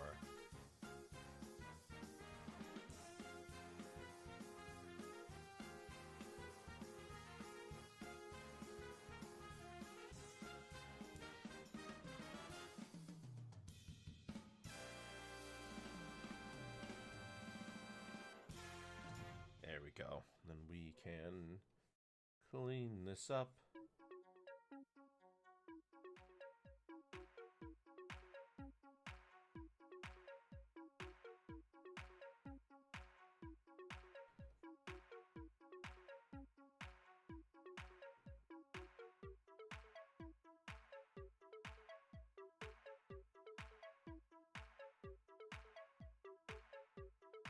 This isn't even. Should be more even. Oh, it's not even. It's not even at all. Okay, good. Now, what's left? The cheek, the areas around the eyes, which is gonna suck, the ear, and the arm.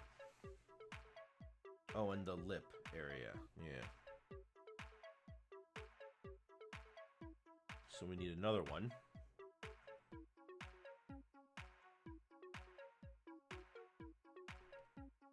Make him a little bigger.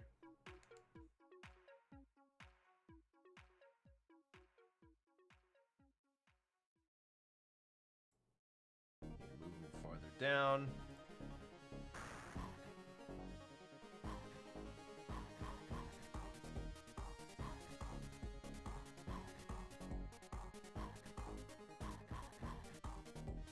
Come on, come on. So, oh hey, I started playing Sonic Superstars. It's not bad at the beginning, but it kind of quickly devolves into being not so great. And I kind of don't know why. Like I was having a decent amount of fun with it, but I don't know.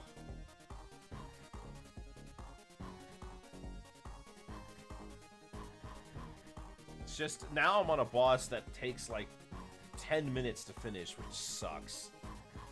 These boss fights are actually probably the worst thing of the entire game, I will say. They're terrible.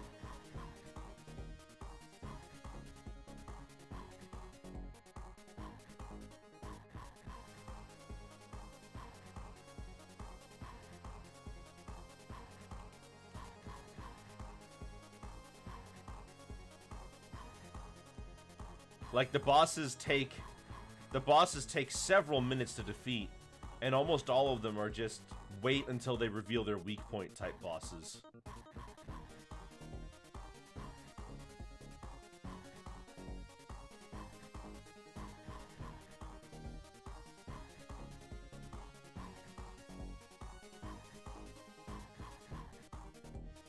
And I thought I was near the end, but no, I was only halfway through the game. So I gotta go back and finish it.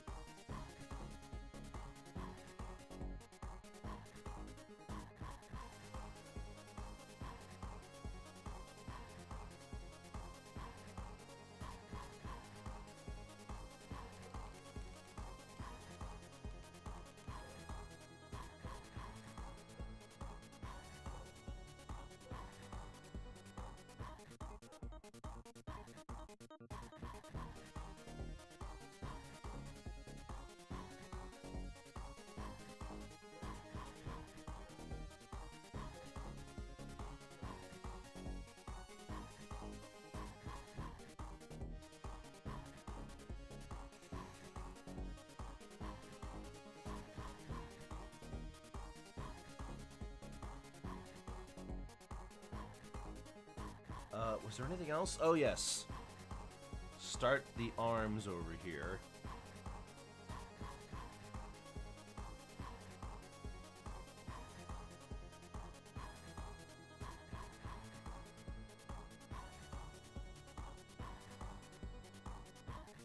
I don't know if I can recommend it personally. I mean, it's definitely not bad. I've played a heck of a lot worse. From games in general, and from Sonic, I've played a heck of a lot worse.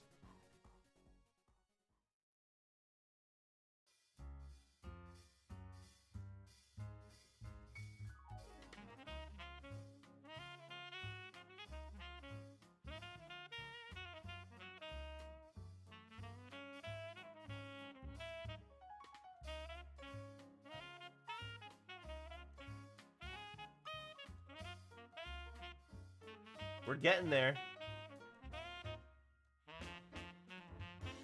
We're close.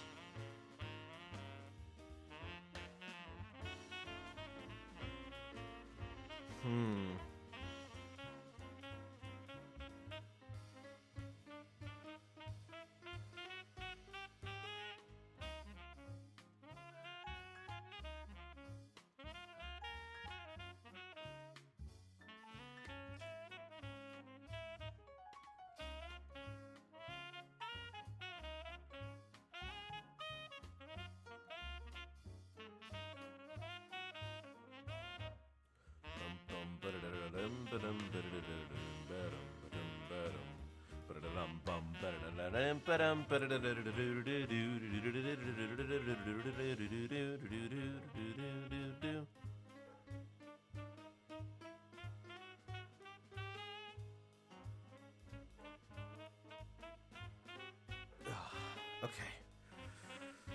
What am I doing? What am I doing? Sometimes I zone out and then I like zoom back in, and I'm like, oh my gosh, what was I doing? Where am I? And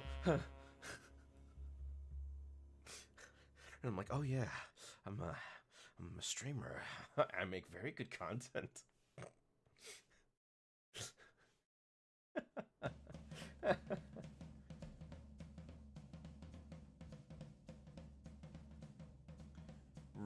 Okay, so where are we gonna hit next? I think we should do the cheek.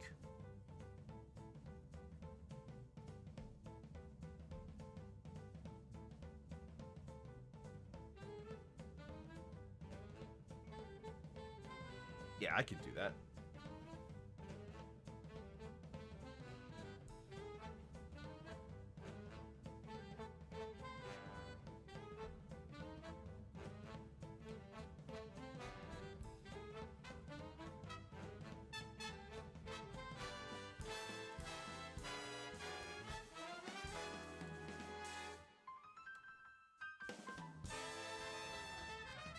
Ooh.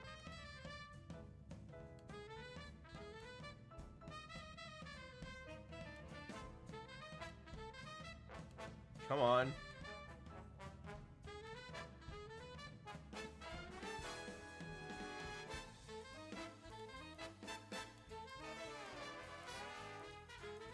No, come on.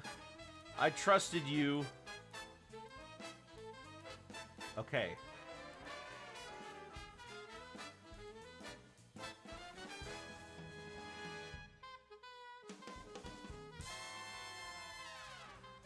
There we go.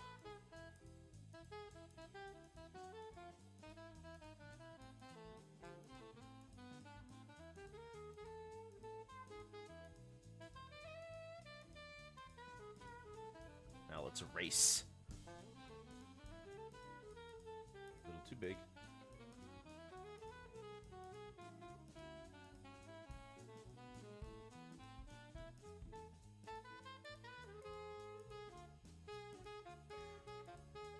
You were the chosen one. You were supposed to bring balance to the canvas. Yes. Yes, they were. You were supposed to enhance the color, not remove it.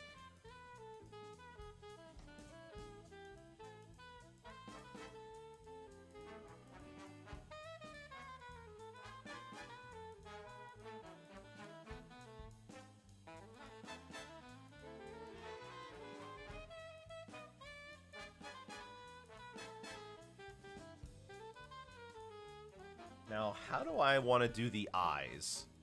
Because I totally... Yeah, I designed them this way.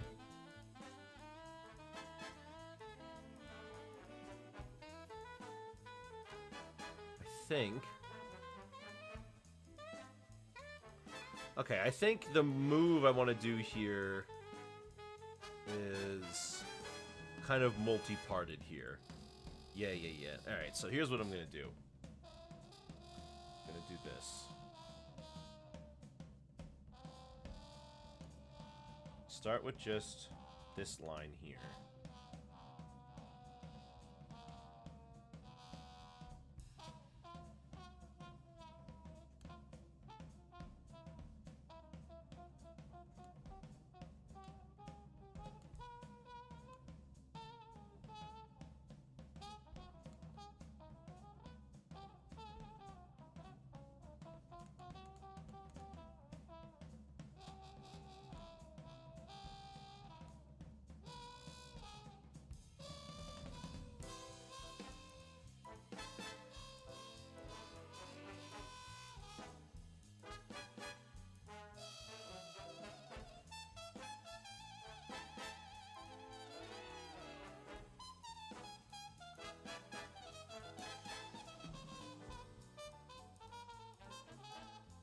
There we go.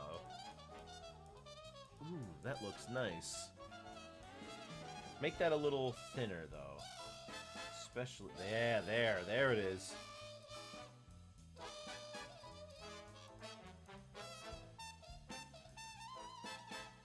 Ooh, that looks so nice. Okay, and then we have a second one, which I will also be using to get the chin in. Ooh, and then we're done with all this. Oh, but then we gotta do it on the ears and the braids. And then I think we're done with all the lines, and then I can just start shading stuff, which is good.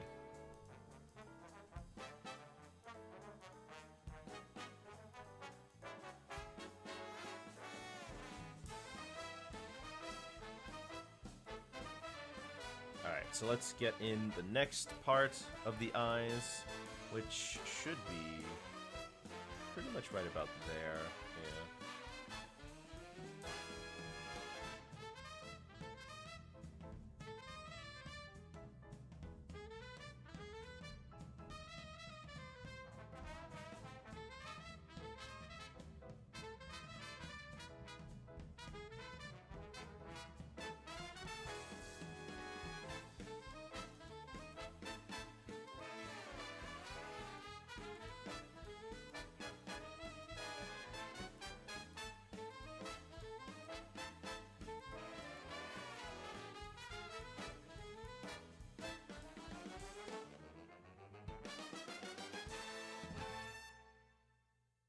Okay, and now we need to be careful and erase just up to this point. Give or take. Just a little bit. Just a little bit. There we go. Nope.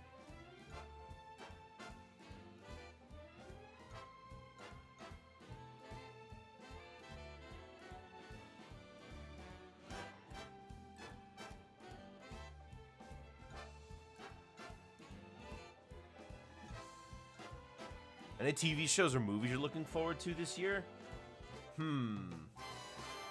Has anything really been announced?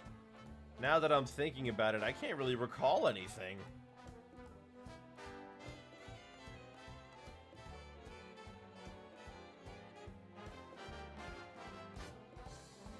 I can't really think of anything. No, not really.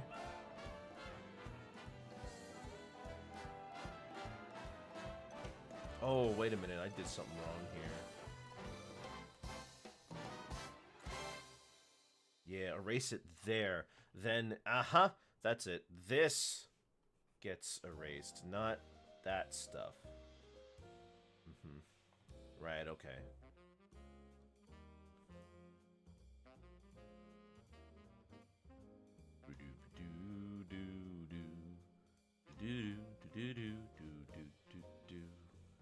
Okay, and then from here We clean this up a little. I'm thinking, I might want to go see Coyote vs. Acme when that releases in theaters, since that's finally getting a distributor. After Warner Brothers had the FBI knock down their door and say, "Whoa, hey, are you actually releasing these movies?" And they just kind of went like, "Yeah, yes." I'm like, well, then we better see some of these in theaters soon. So like, oh shoot, we have to release these in theaters now.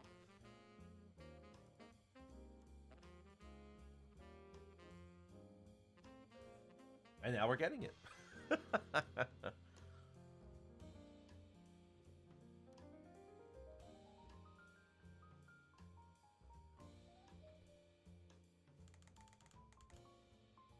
me keep that. Yeah, we'll keep that. Only issue... Hold on, I should do that over, because the issue I have is... It's not round. Needs to be... Yeah, it needs to be rounded.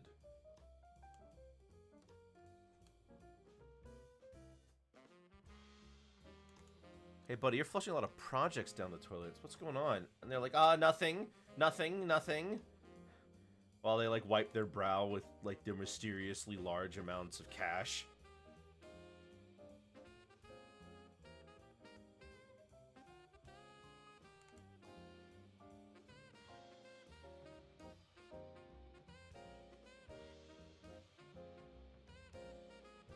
Oh, that looks nice.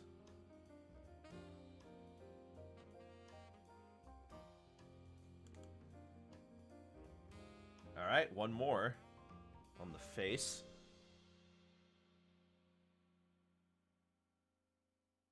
Never get over a government official comparing it to burning down a building for insurance money. That's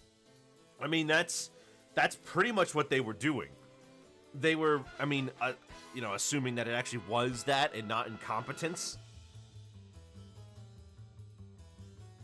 That's pretty much exactly it.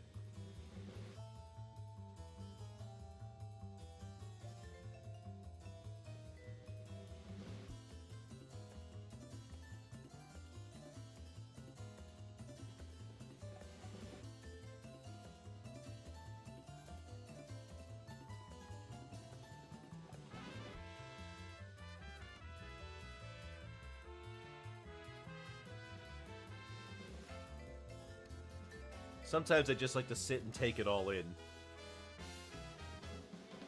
Because I kind of know for a fact once I start getting the full shading in that I'm going to hate it.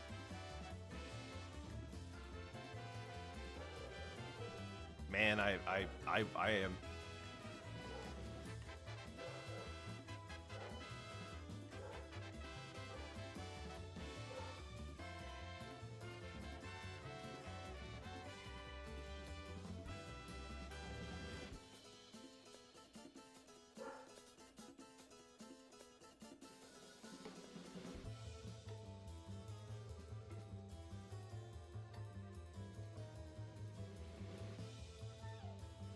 Alright, enough admiring Obelix's handsome visage, excuse me.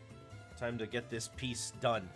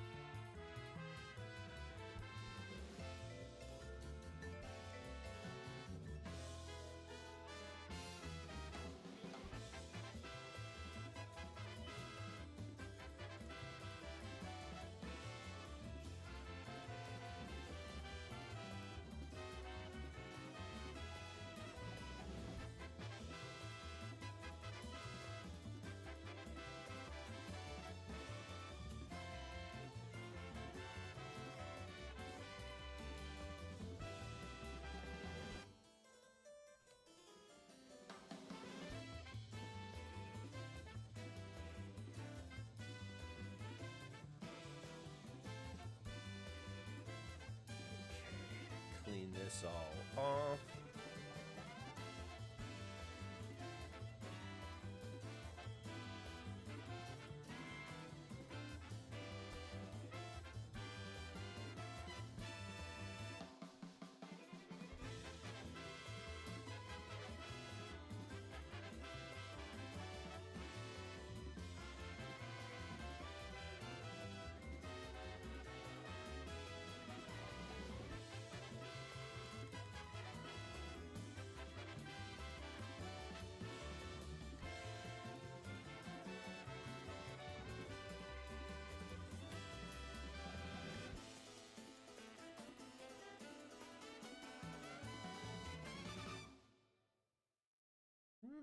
Sure.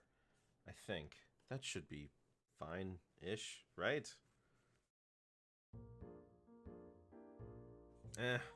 Do this part over. It didn't follow... It doesn't follow the curve properly.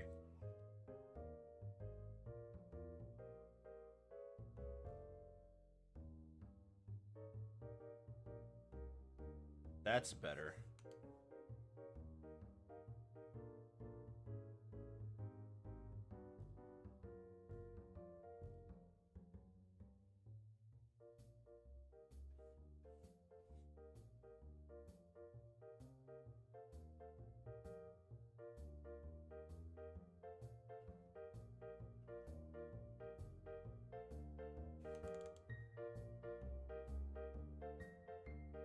There we go.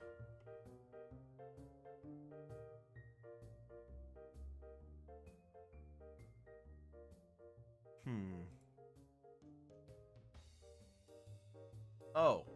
Okay, hold on. This went a little too far off to the right. It's more like this. Yes, that's better.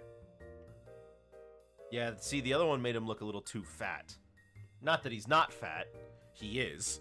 I mean, he's got that, like, strongest man in the world build, you know? The kind that, the kind where he's got, like, a huge gut. But that's just because, like, it's real muscle.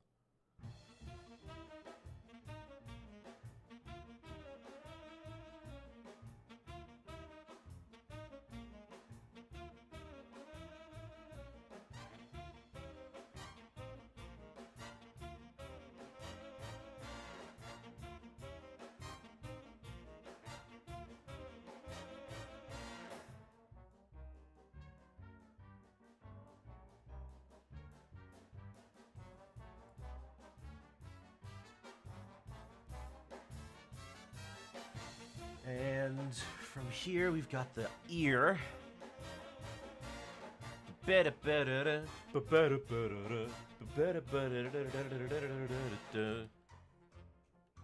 I could live in any ancient civilization, I'm thinking, because, like, we got these... Like, obviously, the real-life Gaul didn't have these magic potions that protected everybody. Well, not that I get. No, I guess I didn't need it. I don't need it though. There's. See, there's also the problem of, like, if you're not, like, a citizen of one of these places and you're from somewhere else, like, they hate you.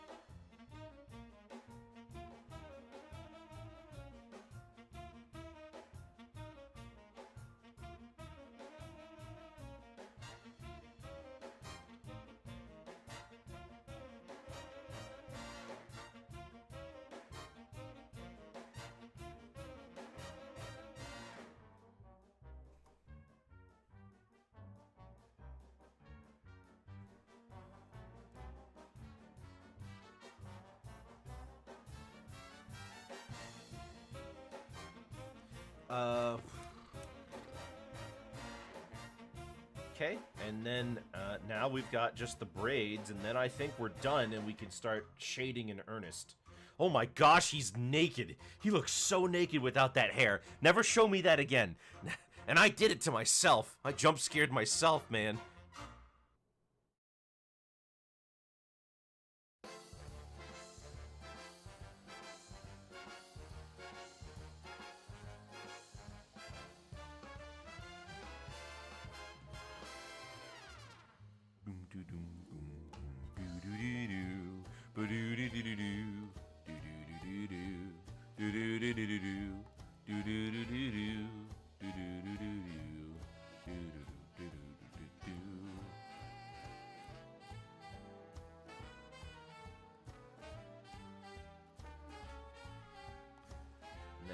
here. We get a little bit of that purple. Not too much purple.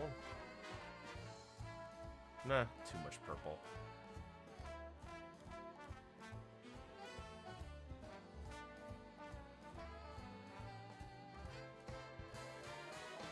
Society, being fat is unhealthy. Me, having so many muscles you look like a giant tumor isn't healthy either.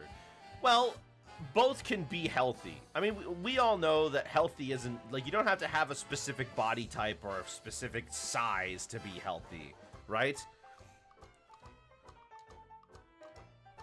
Having a bodybuilder build, one that's toned, can be healthy. You just have to do things in a specific way. They're not doing it for strength, they're doing it for tone. It's different. Being a power lifter means that you are gonna kind of stout because your center of gravity needs to be strong.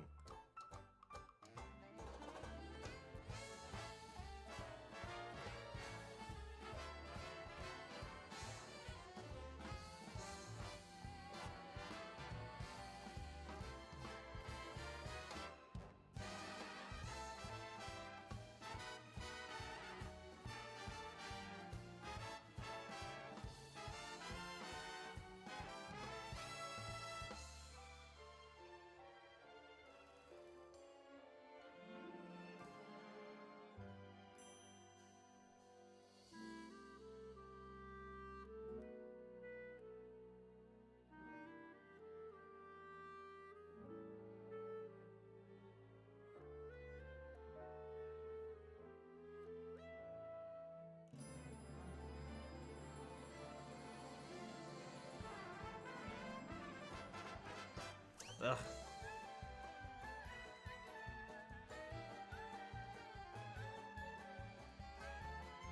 I'm just so tired of that whole argument. Like, man, being muscular can be unhealthy too. Well, of course being muscular can be unhealthy. You know, being thin can be unhealthy. It's not all exactly the same. It's all about,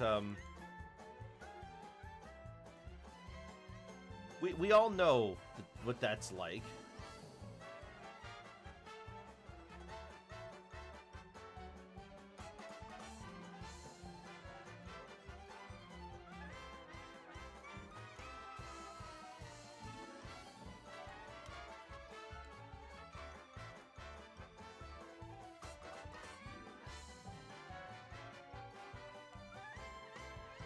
Come on.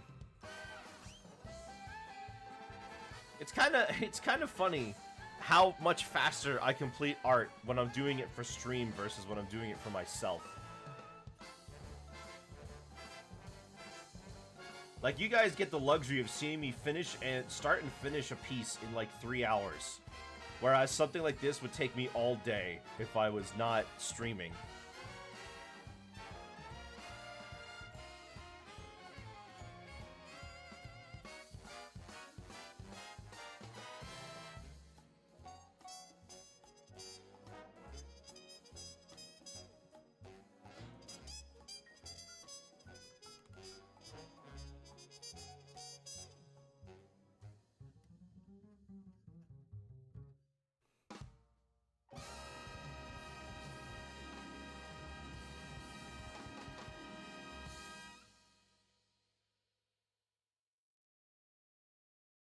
Is this working? I don't know if this is working.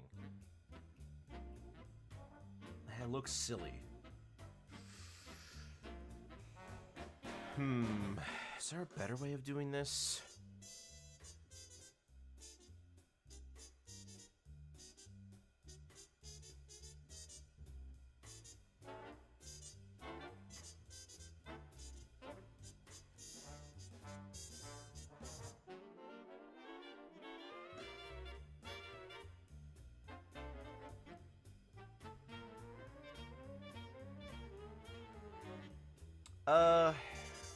Quick little look at the thing. You ever seen bad Olympian clips? No. No, I barely pay attention to the Olympics, period.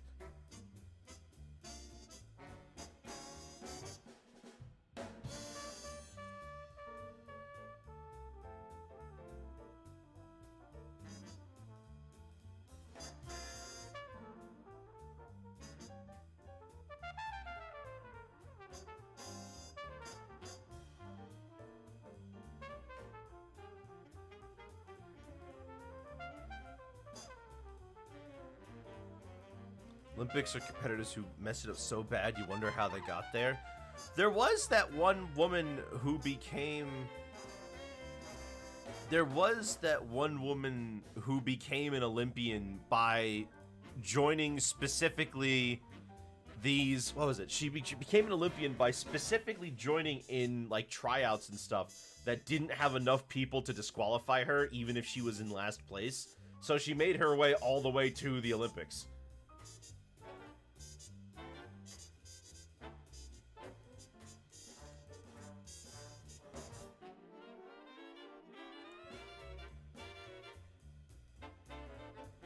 Apparently that happens when that genuinely is just the best the country has to offer for that category. Yeah.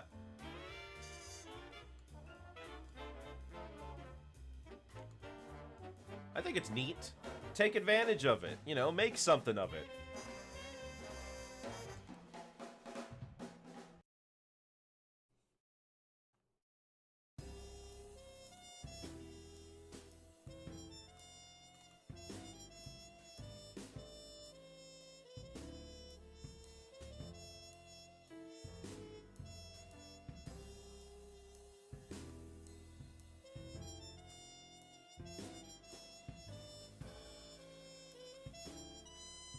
It's crazy though that most Olympians today they gotta start at like 16 now. Have you heard of these? Because like if you wait any longer, if you like wait much longer than that, your body gets too big and you legitimately cannot like compete.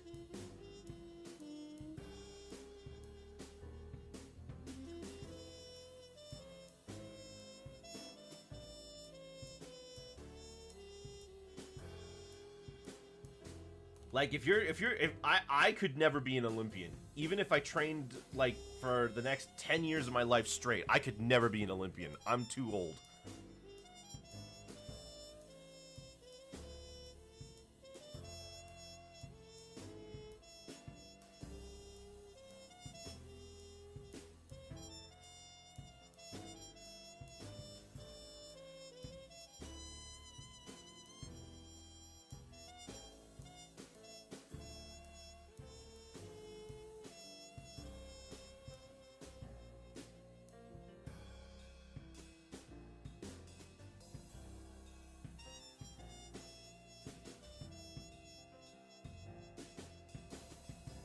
This isn't working. Maybe I'll just play around with it once I actually get to shading the hair proper.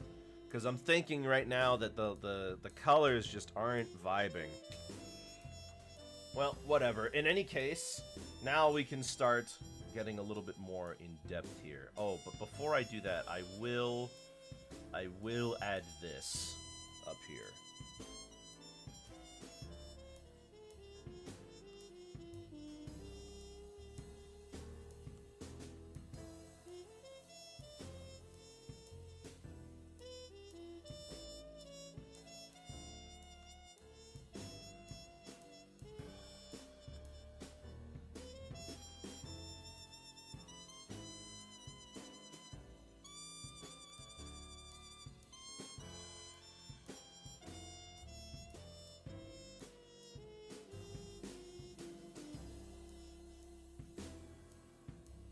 A little bit cleaner on top.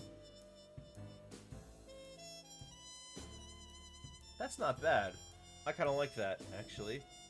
Got a nice eyelash. Do that again for the other side.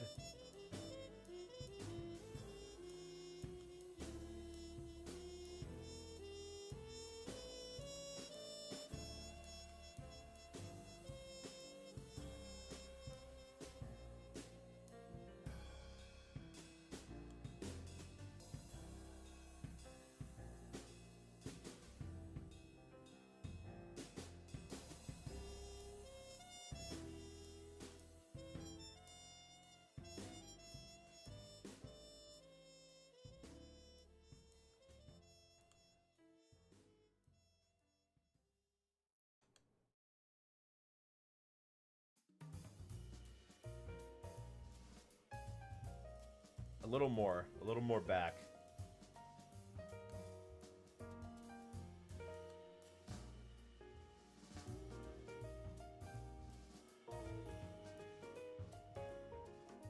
There we go. There we go. Ooh, I like that.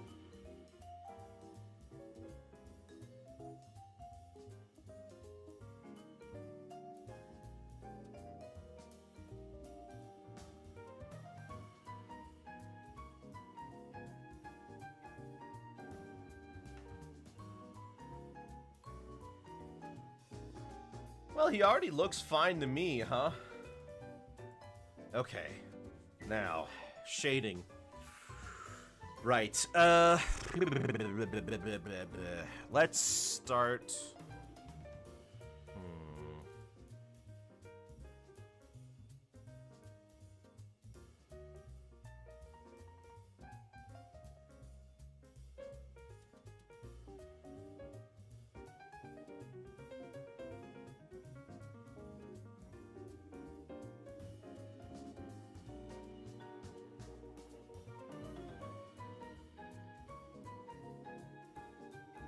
Where does that ah, there it is. There's the color that I was going to use for the shading on the skin. Alright, big strokes here. Basic. No, none of this. Yeah. Okay, let's see how this goes. Wait, that's the wrong color. That's not even the color I chose. Excuse me.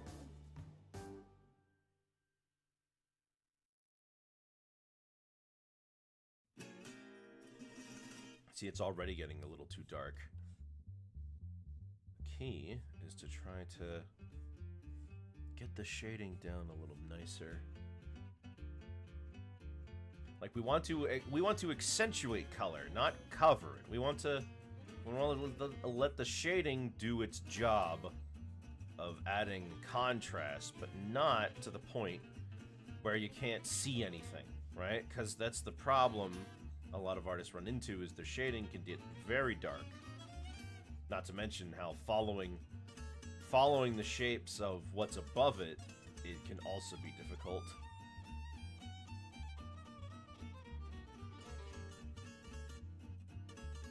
I'm trying to just wing it, trying not to be too tight with the shading.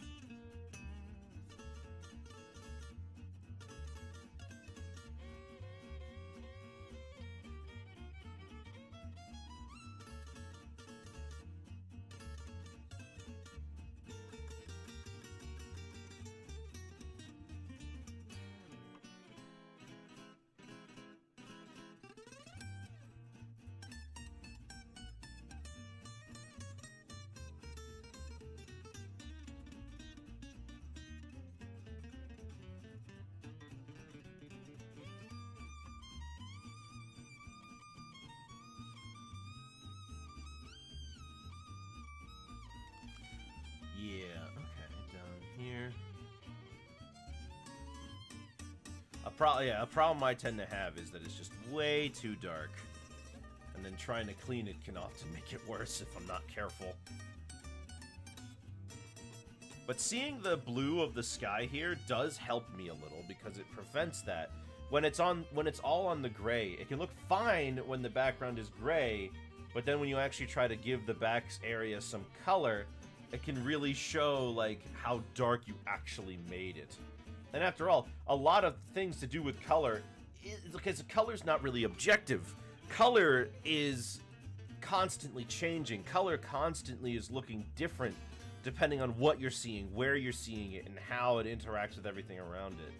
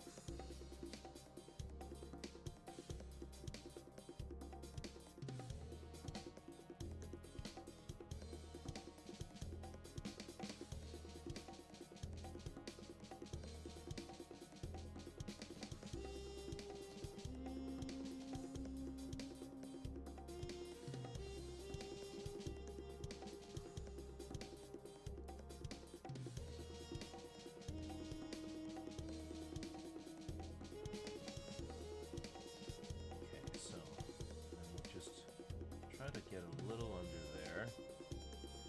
Try to, yeah, get a little more shade. Not that much. That's too much. Maybe I could have a little more expressiveness in the color if I try to go play around with the lighter shades than the darker ones. That might help.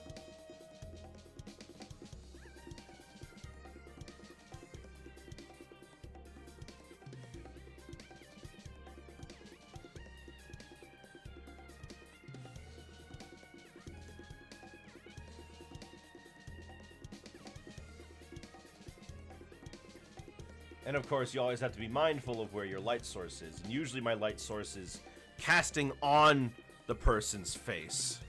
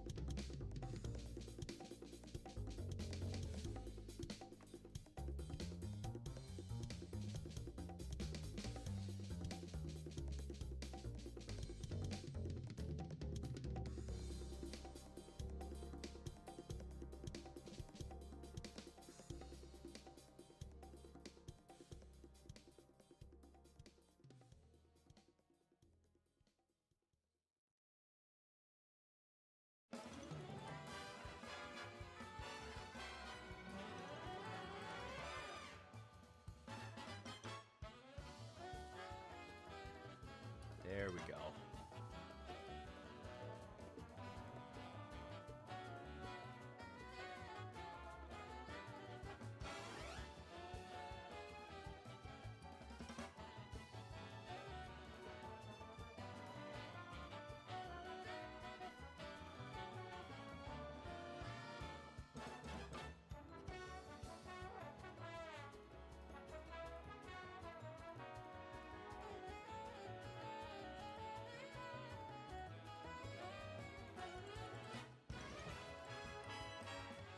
Big old shade on the nose.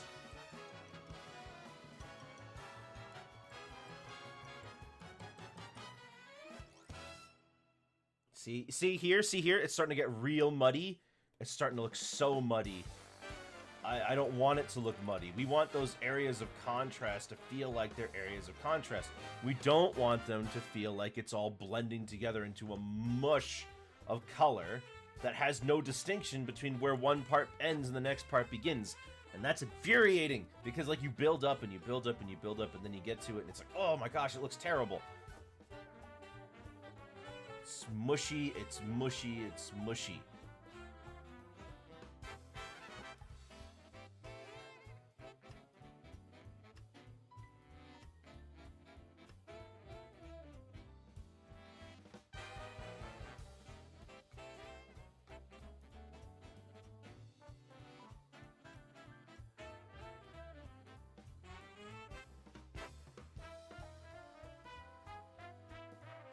Doesn't help when the colors don't blend well.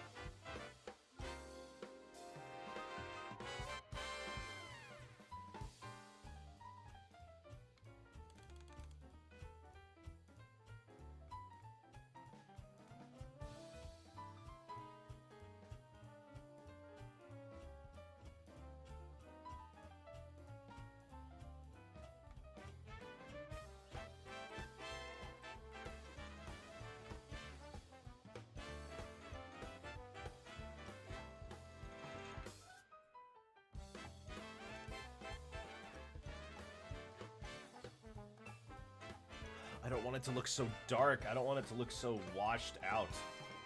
Not washed out. It's like the opposite of washed out. Is there like a word for that? It's just muddy. It's just, ugh. The color I'm trying to bring out here is not what happening.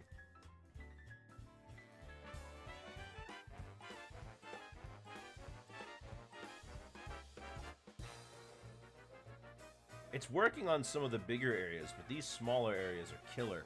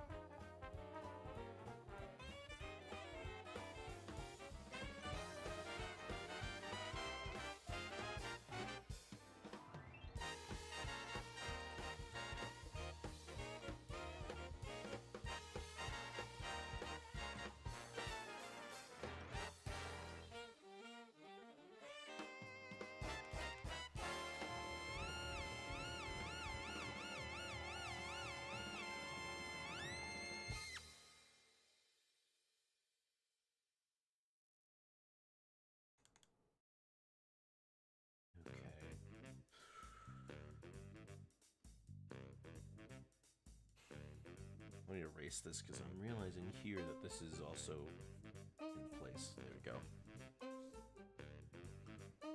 Okay, I think we've got a pretty good set of shades here. Let me just try to get the shading around the face. Especially near the eyeballs.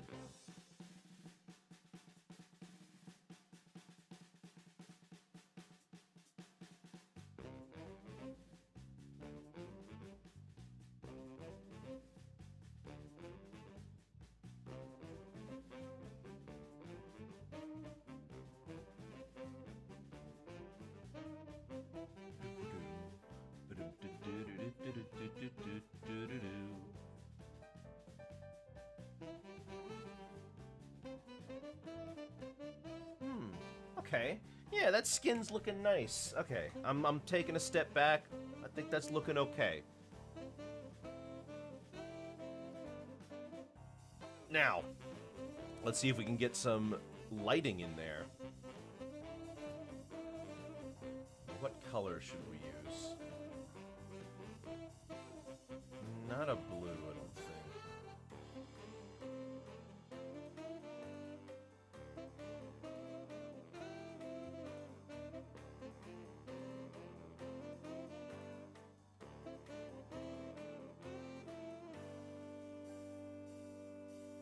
Maybe something like this?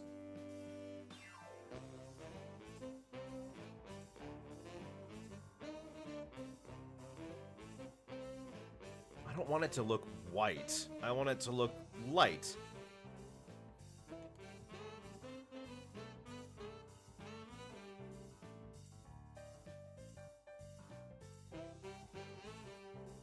That's not bad.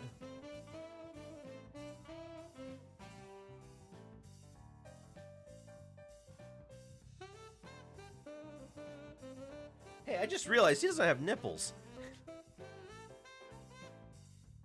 That's a common enough thing.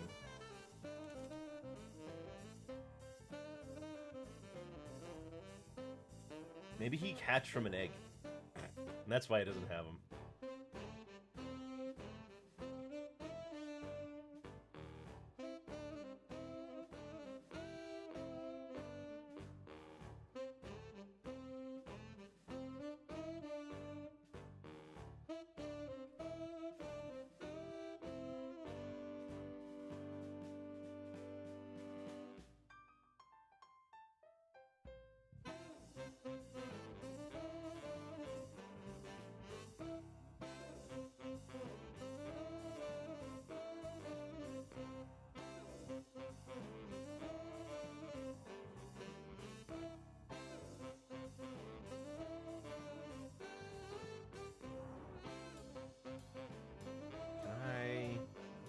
use this effectively?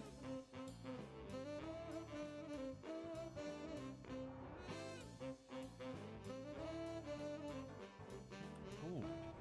Oh. That's not bad.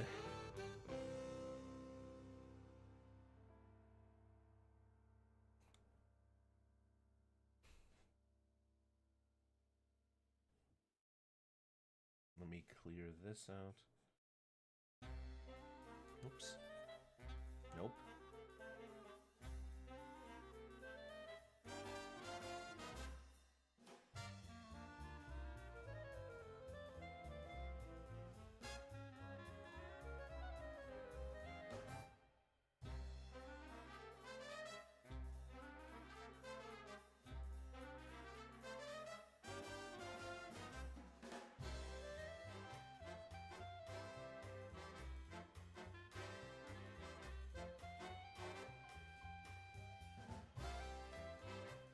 A little white shine sometimes works wonders on these things.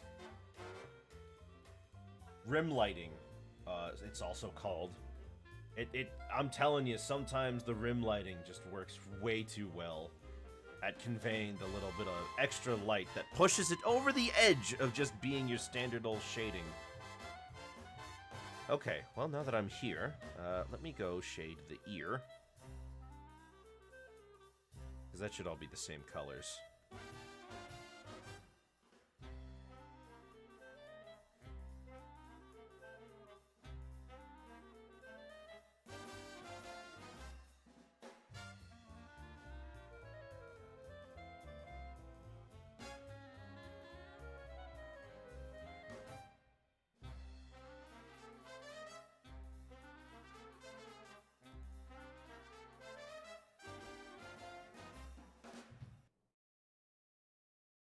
Okay, and then some lighting.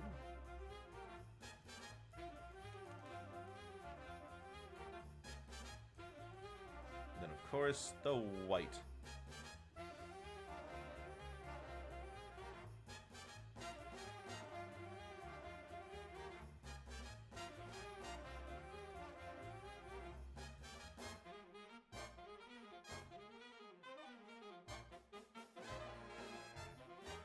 Okay, yeah.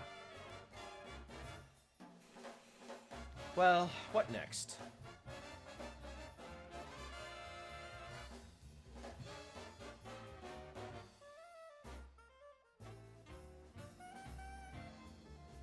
Oh, I know. The eyes.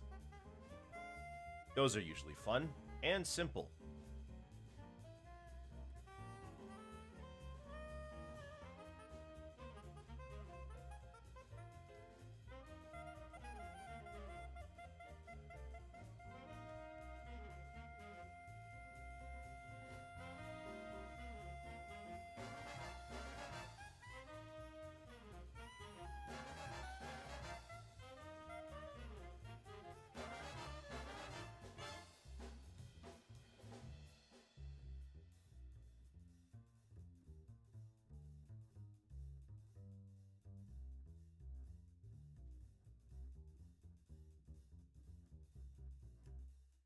There we go. Oh, that looks nice. Ooh, I'm noticing some part of the eye I forgot to color in. Always something, isn't it?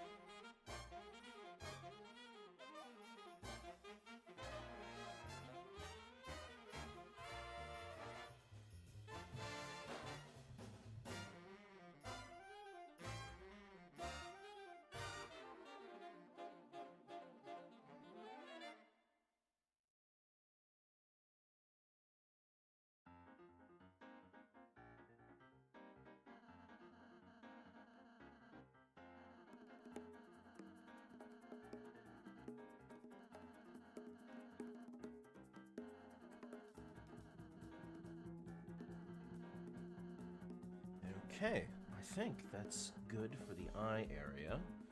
Maybe should I get the eyebrows and eyelids, or the eyelashes rather? Thinking probably. Well, we'll try to shade them a little. Give them a little something.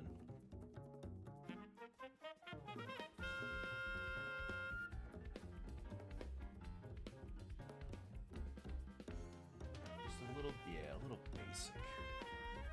They're so thin that it's kind of hard to actually shade them as anything. They also don't rest above the... They also don't rest on top of the face in, like, the usual sense something might rest on top of the face. Okay, now, I guess it's time for the braids, isn't it? Yeah. Okay, let's do the braids. You know, don't freak out. Where are they? Ah, here they are.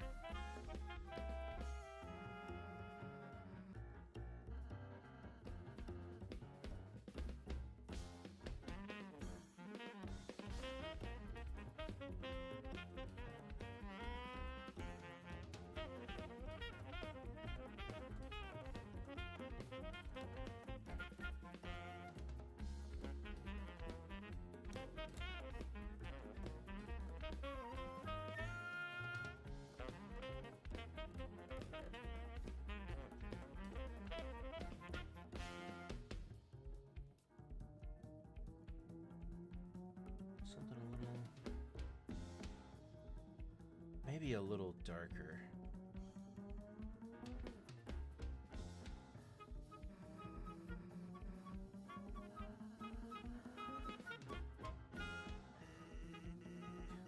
Okay. Yeah.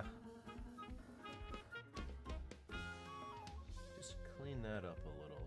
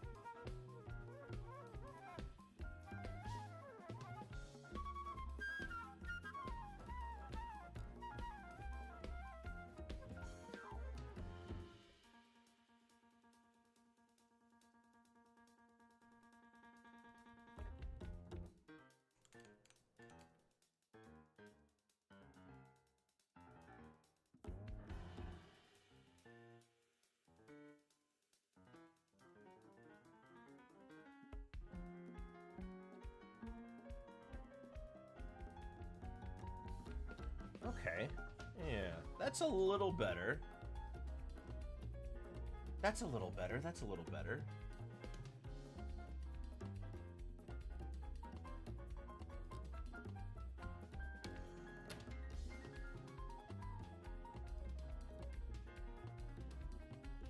And then from here we can play with lighting.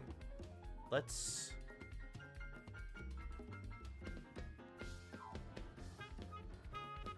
Ooh, that looks dirty. Nope.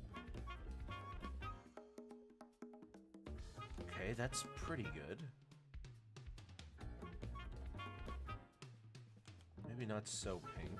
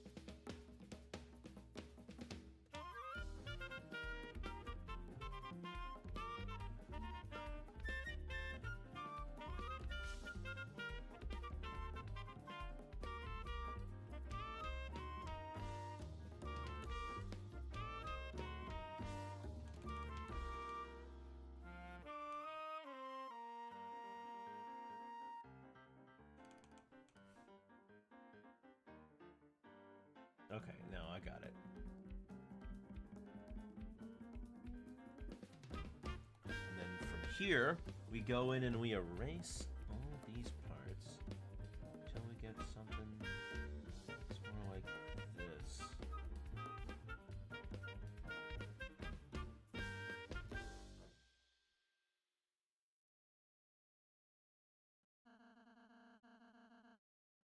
There we go. Something like that, maybe? Something pure white would look nice, too. So let me try to get the white. Yeah, there we go. That's the white we're looking for. The whitest white.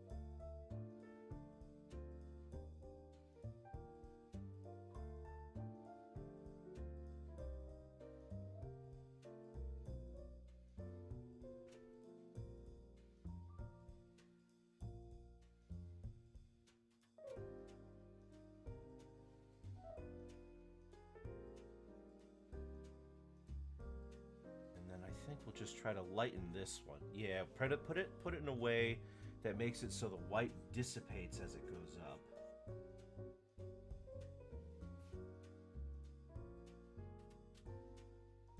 Okay, yeah, I think I can work with that.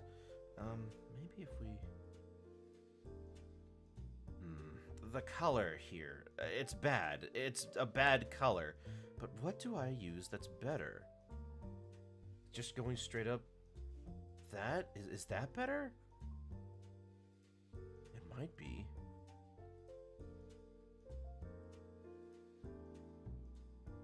Okay. Now that I've had the chance to take a look at it a little, I can see.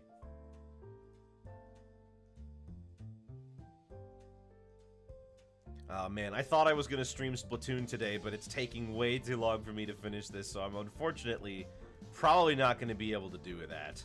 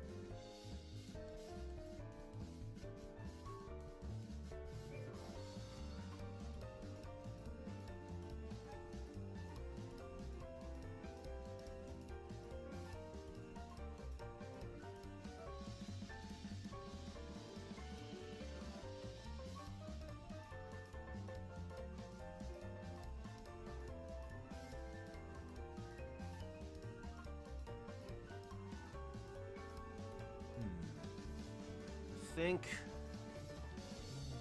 dark under here is necessary. Just a little under the... Oh, that's too dark. That's too dark. Hold on. There it is. There it is. Just kind of don't swarm it. Don't swarm it around in the dark color. Get in there and just try to clean it up a little. No, maybe. Yes.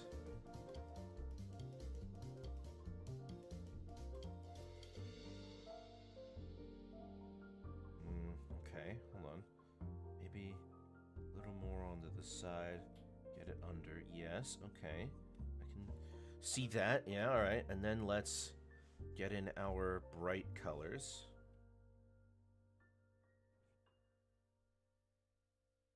little bit of orange. Just a little bit. Just a little tiny bit of orange. And then, of course, we've got the white.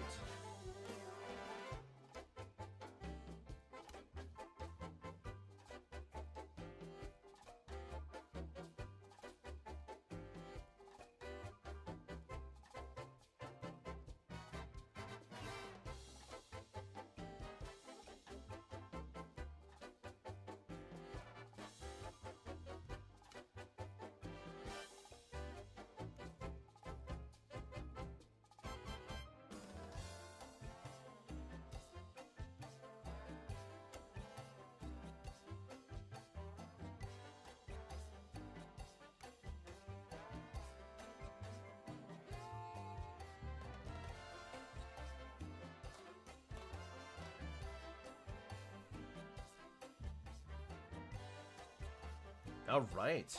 I think that's good for our hair and everything. Let's shade the helmet. Oh, the back hair. Forgot about that too. Got to do that one.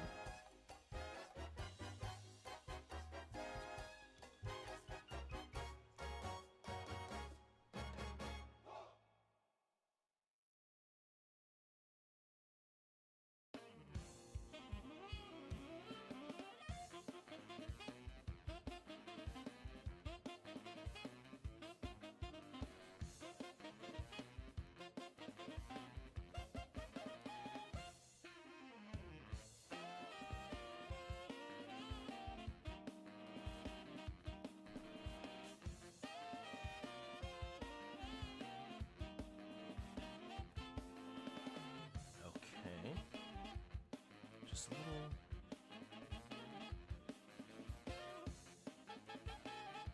Yes, yes. And a little about the sides here. A little on top.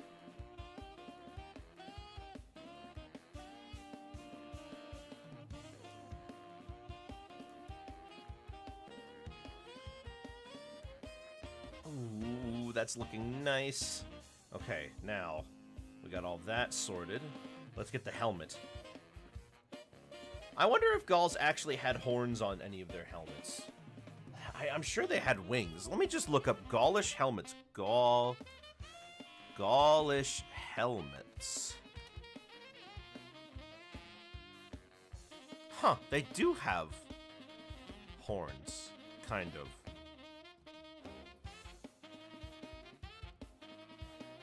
He's an Oni. He's certainly, you know what? If it wasn't for the fact that the horns were on a helmet, I could believe that.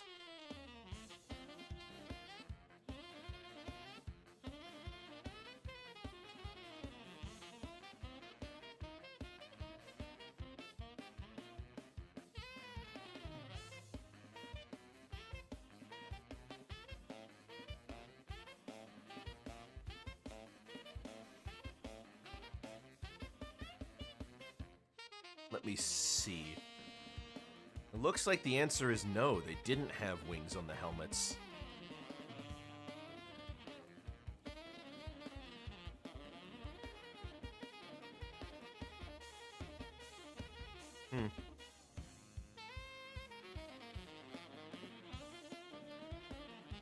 But there are archaeological sites that do have helmets with wings on them. I guess some of them might have been in specific cases, like, some of them might have been specifically designed for adornment like that. I mean, that's what I could see.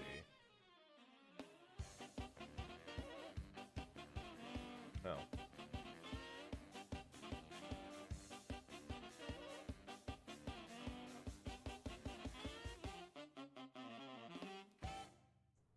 Well, reality is often disappointing.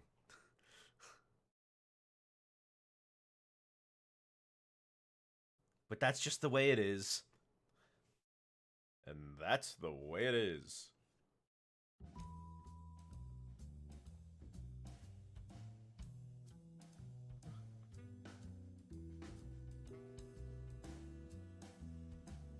Hold on.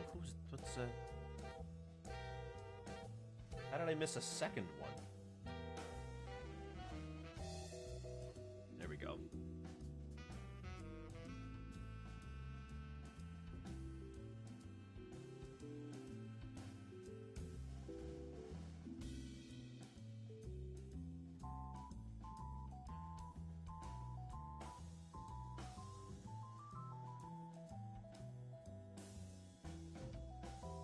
hold on.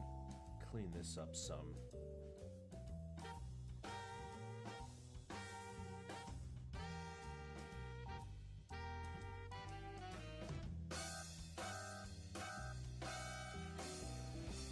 It looks like the misattribution of helmets on, of helmets with horns and wings can be traced to opera.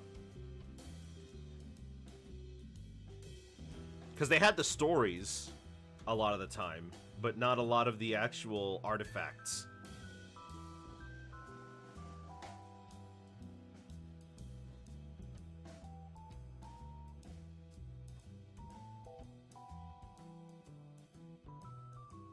Actually, now I've got a question. When does it stop being grave robbing, and when does it start being archaeology?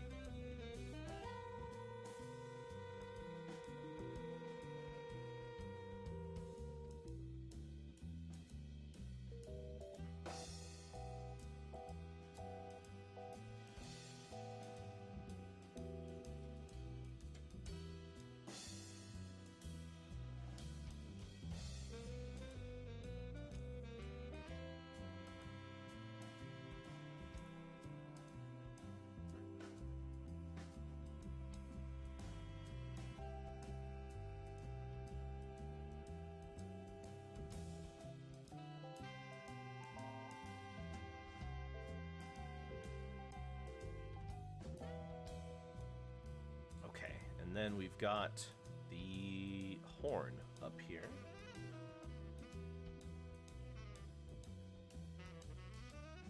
According to Aang, at least over 100 years. Well, I should trust the Avatar, right? They're full of wisdom, aren't they? Those avatars, those wacky avatars.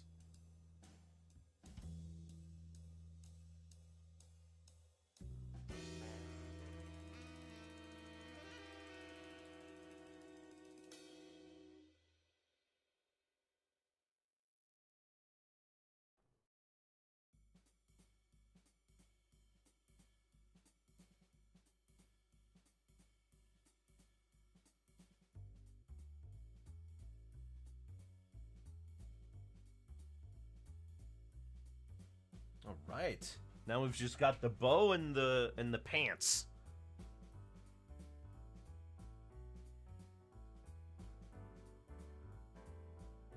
Man, you know, Freckle tomorrow, that one's gonna be a doozy, I can just tell. Oh gosh, I'm worried about drawing Freckle tomorrow. Good grief, he's naked. He's not naked, he's wearing pants.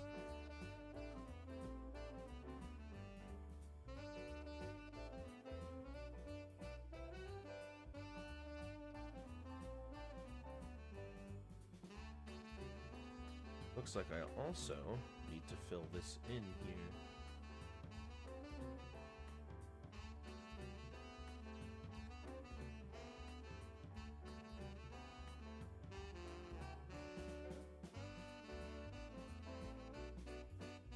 Naked Crab should be his final smash.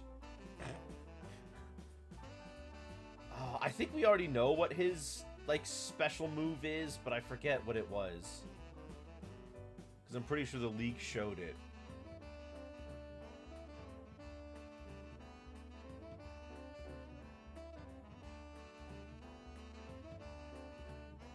I can see down there that there is a...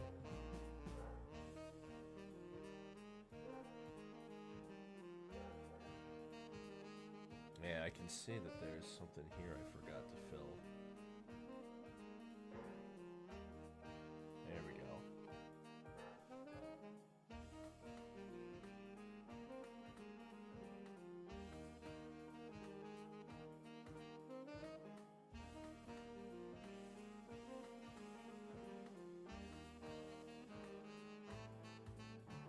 Perfect. Oop.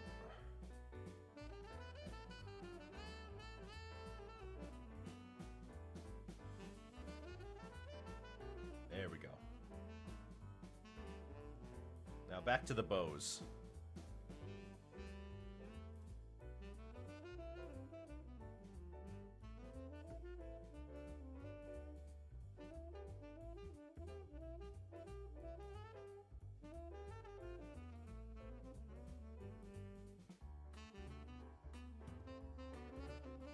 little too close. Just keep it light.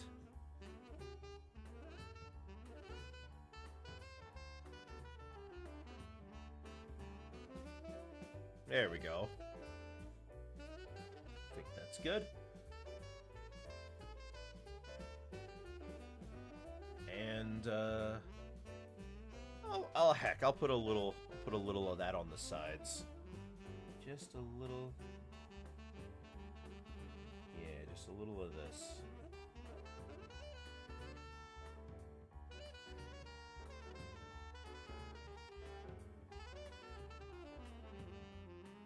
Never mind. Just keep it on the left one.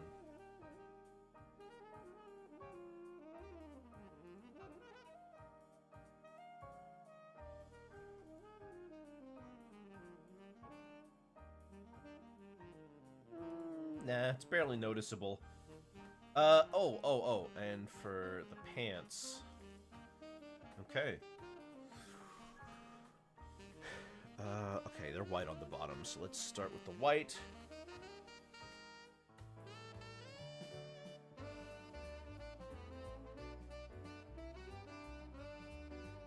Oh, simple. So simple.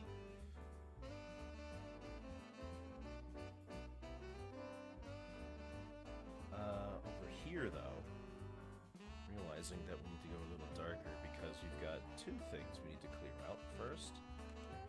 This and that.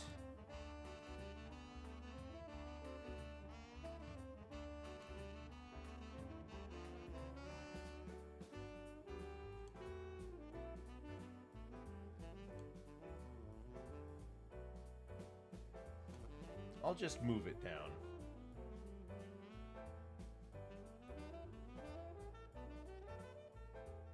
There we go.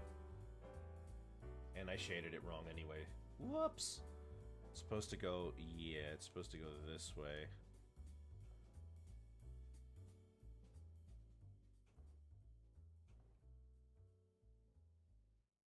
Okay, that's better.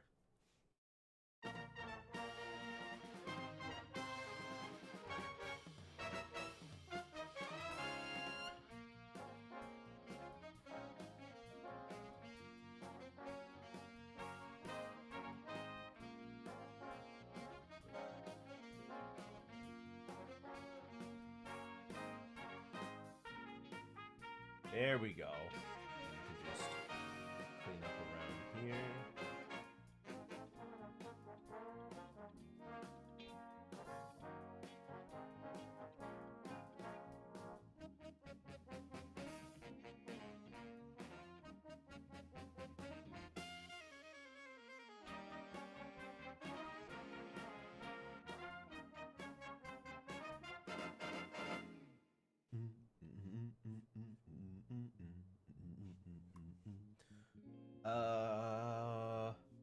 Yes, maybe? A little of this. Okay, yeah. Ooh,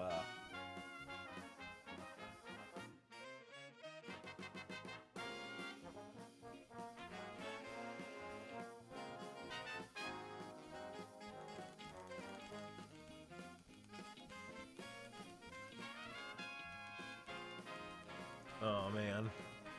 I got so far back to go.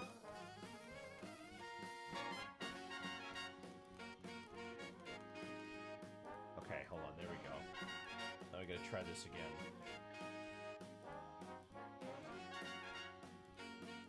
Obelix has quite a range in colors on him compared to most characters.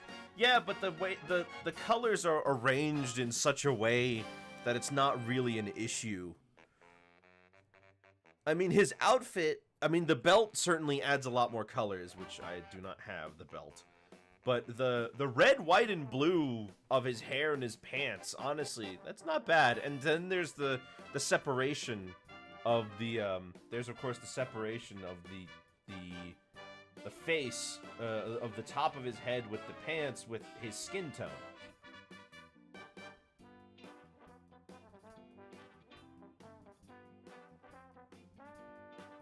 The black ribbons, yeah. Well, in the comics, all the lines are black anyway, so it doesn't really matter that much.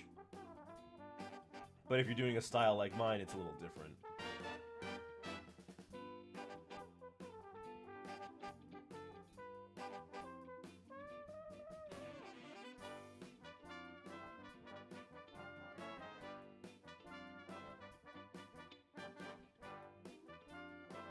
So a character in Bleach has the power to control the color black. Must have been way more powerful in the manga. That sounds like that sounds like he would have been way more powerful in the manga, yeah.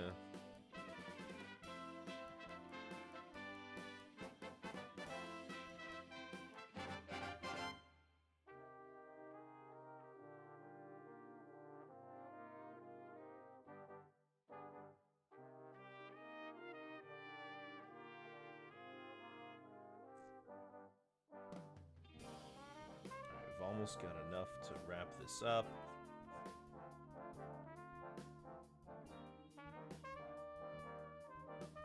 Never seen anything Asterix. What's his and Obelix's dynamic? Well, Asterix is usually the one in charge, but they don't see themselves as like a sidekick and a hero. They see themselves as partners, and they've always been that way. Asterix is the village's warrior, the village's best warrior, and Obelix usually delivers menhirs, but he also usually tags along with Asterix.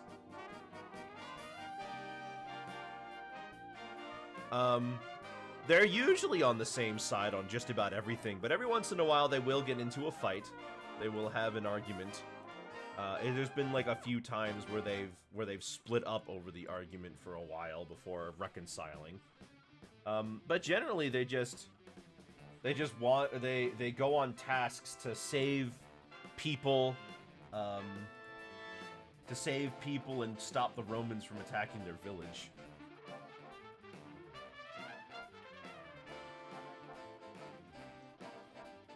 Obelix is a big eater. He is also super strong because he fell. So they have a magic potion that gives them all super strength. Obelix fell into it when he was a baby, so he's basically permanently got its effects, and he also can't drink it again. If he does, there was one comic where he did, and he turned to stone.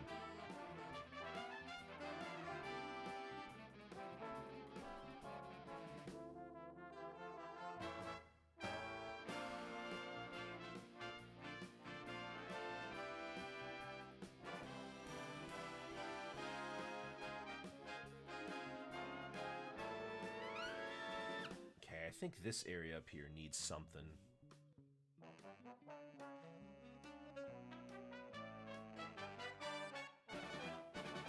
Oh, that's better.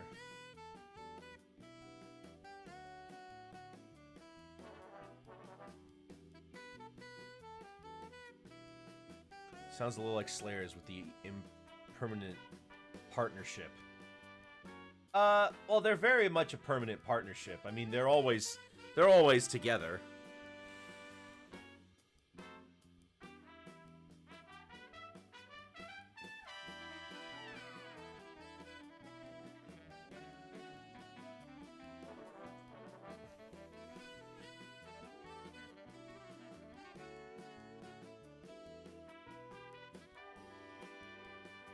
They never, it's funny, they never actually say what Obelix's menhirs are for.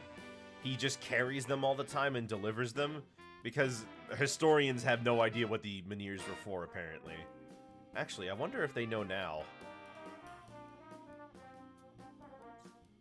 What are those? They're like giant stones.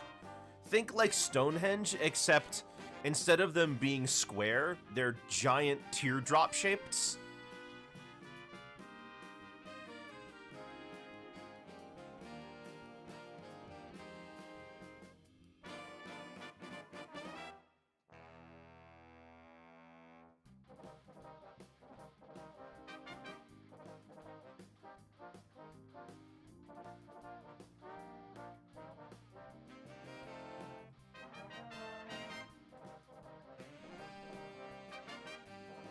Goji's looking to play a bit if you finish up with this soonish. Splatoon or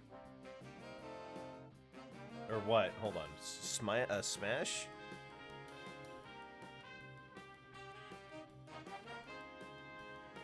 Smash. Oh, okay. Sure, I guess I can play.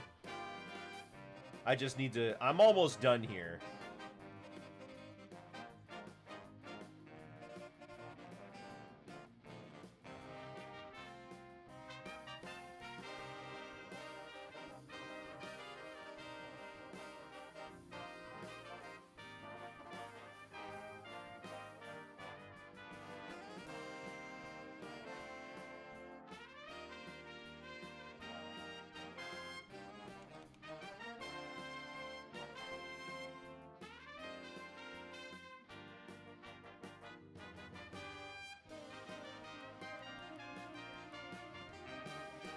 Let's see, what should the background be?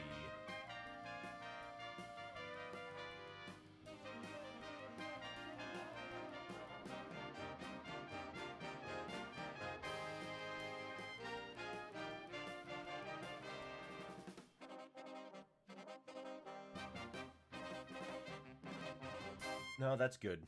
This color's good. Hang on, I need to find out what should I do here.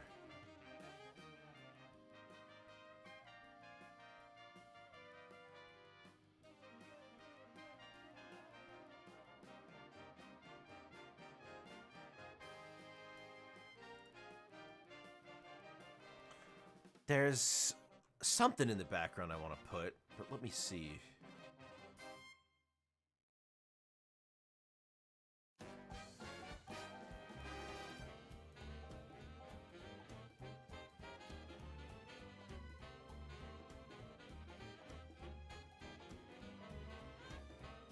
Oh, you know what?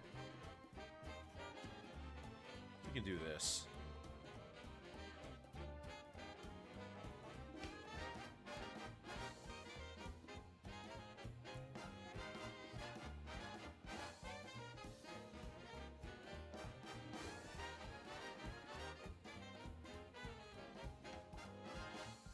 And then from here...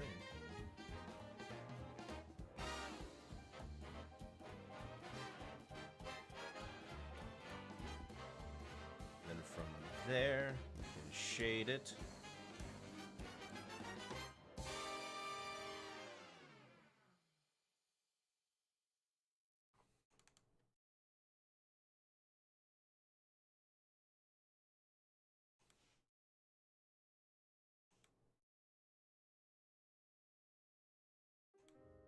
I think this one is turning into an example of less being more. I didn't shade it as hard as I normally do, but I think the end product looks better.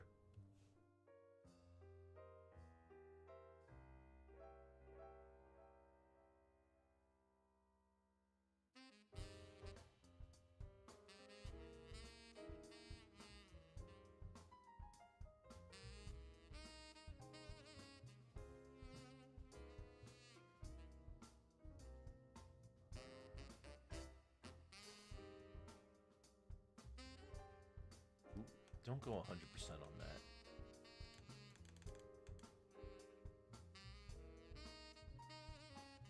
There we go. A little nicer there.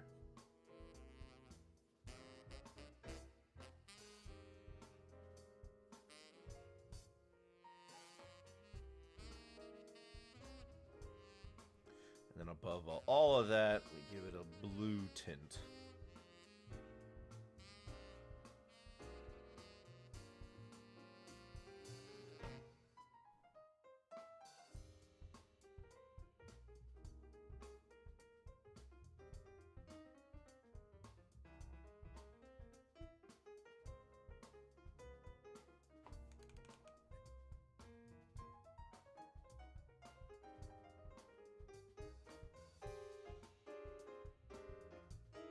Yeah, that can work.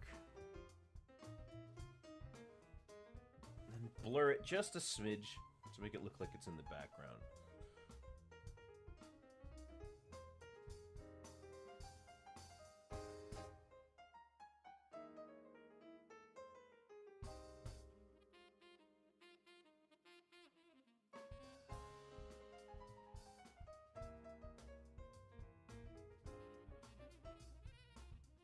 There, it looks like a mountain in the distance.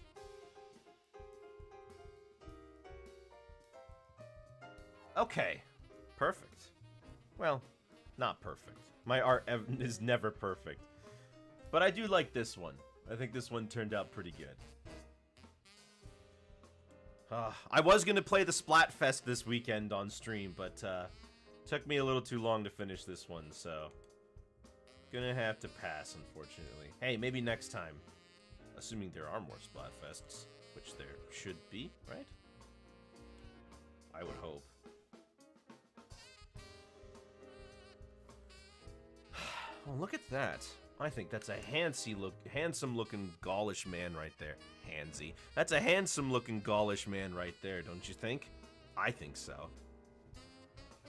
Well, hope you guys enjoyed. Oops. Hope you guys enjoyed me making that. I had a lot of fun with it, designing it. I love Asterix. I've seen like all the 2D movies. I've seen those. But in any case, thank you all for watching. Tomorrow we will be drawing Freckle from Lackadaisy, so that should be fun. And then we'll be back with Disney Illusion Island on Monday. I gotta get something to eat. I'm starving. So I'll be seeing you guys later. Have yourselves a very good night, and that's all.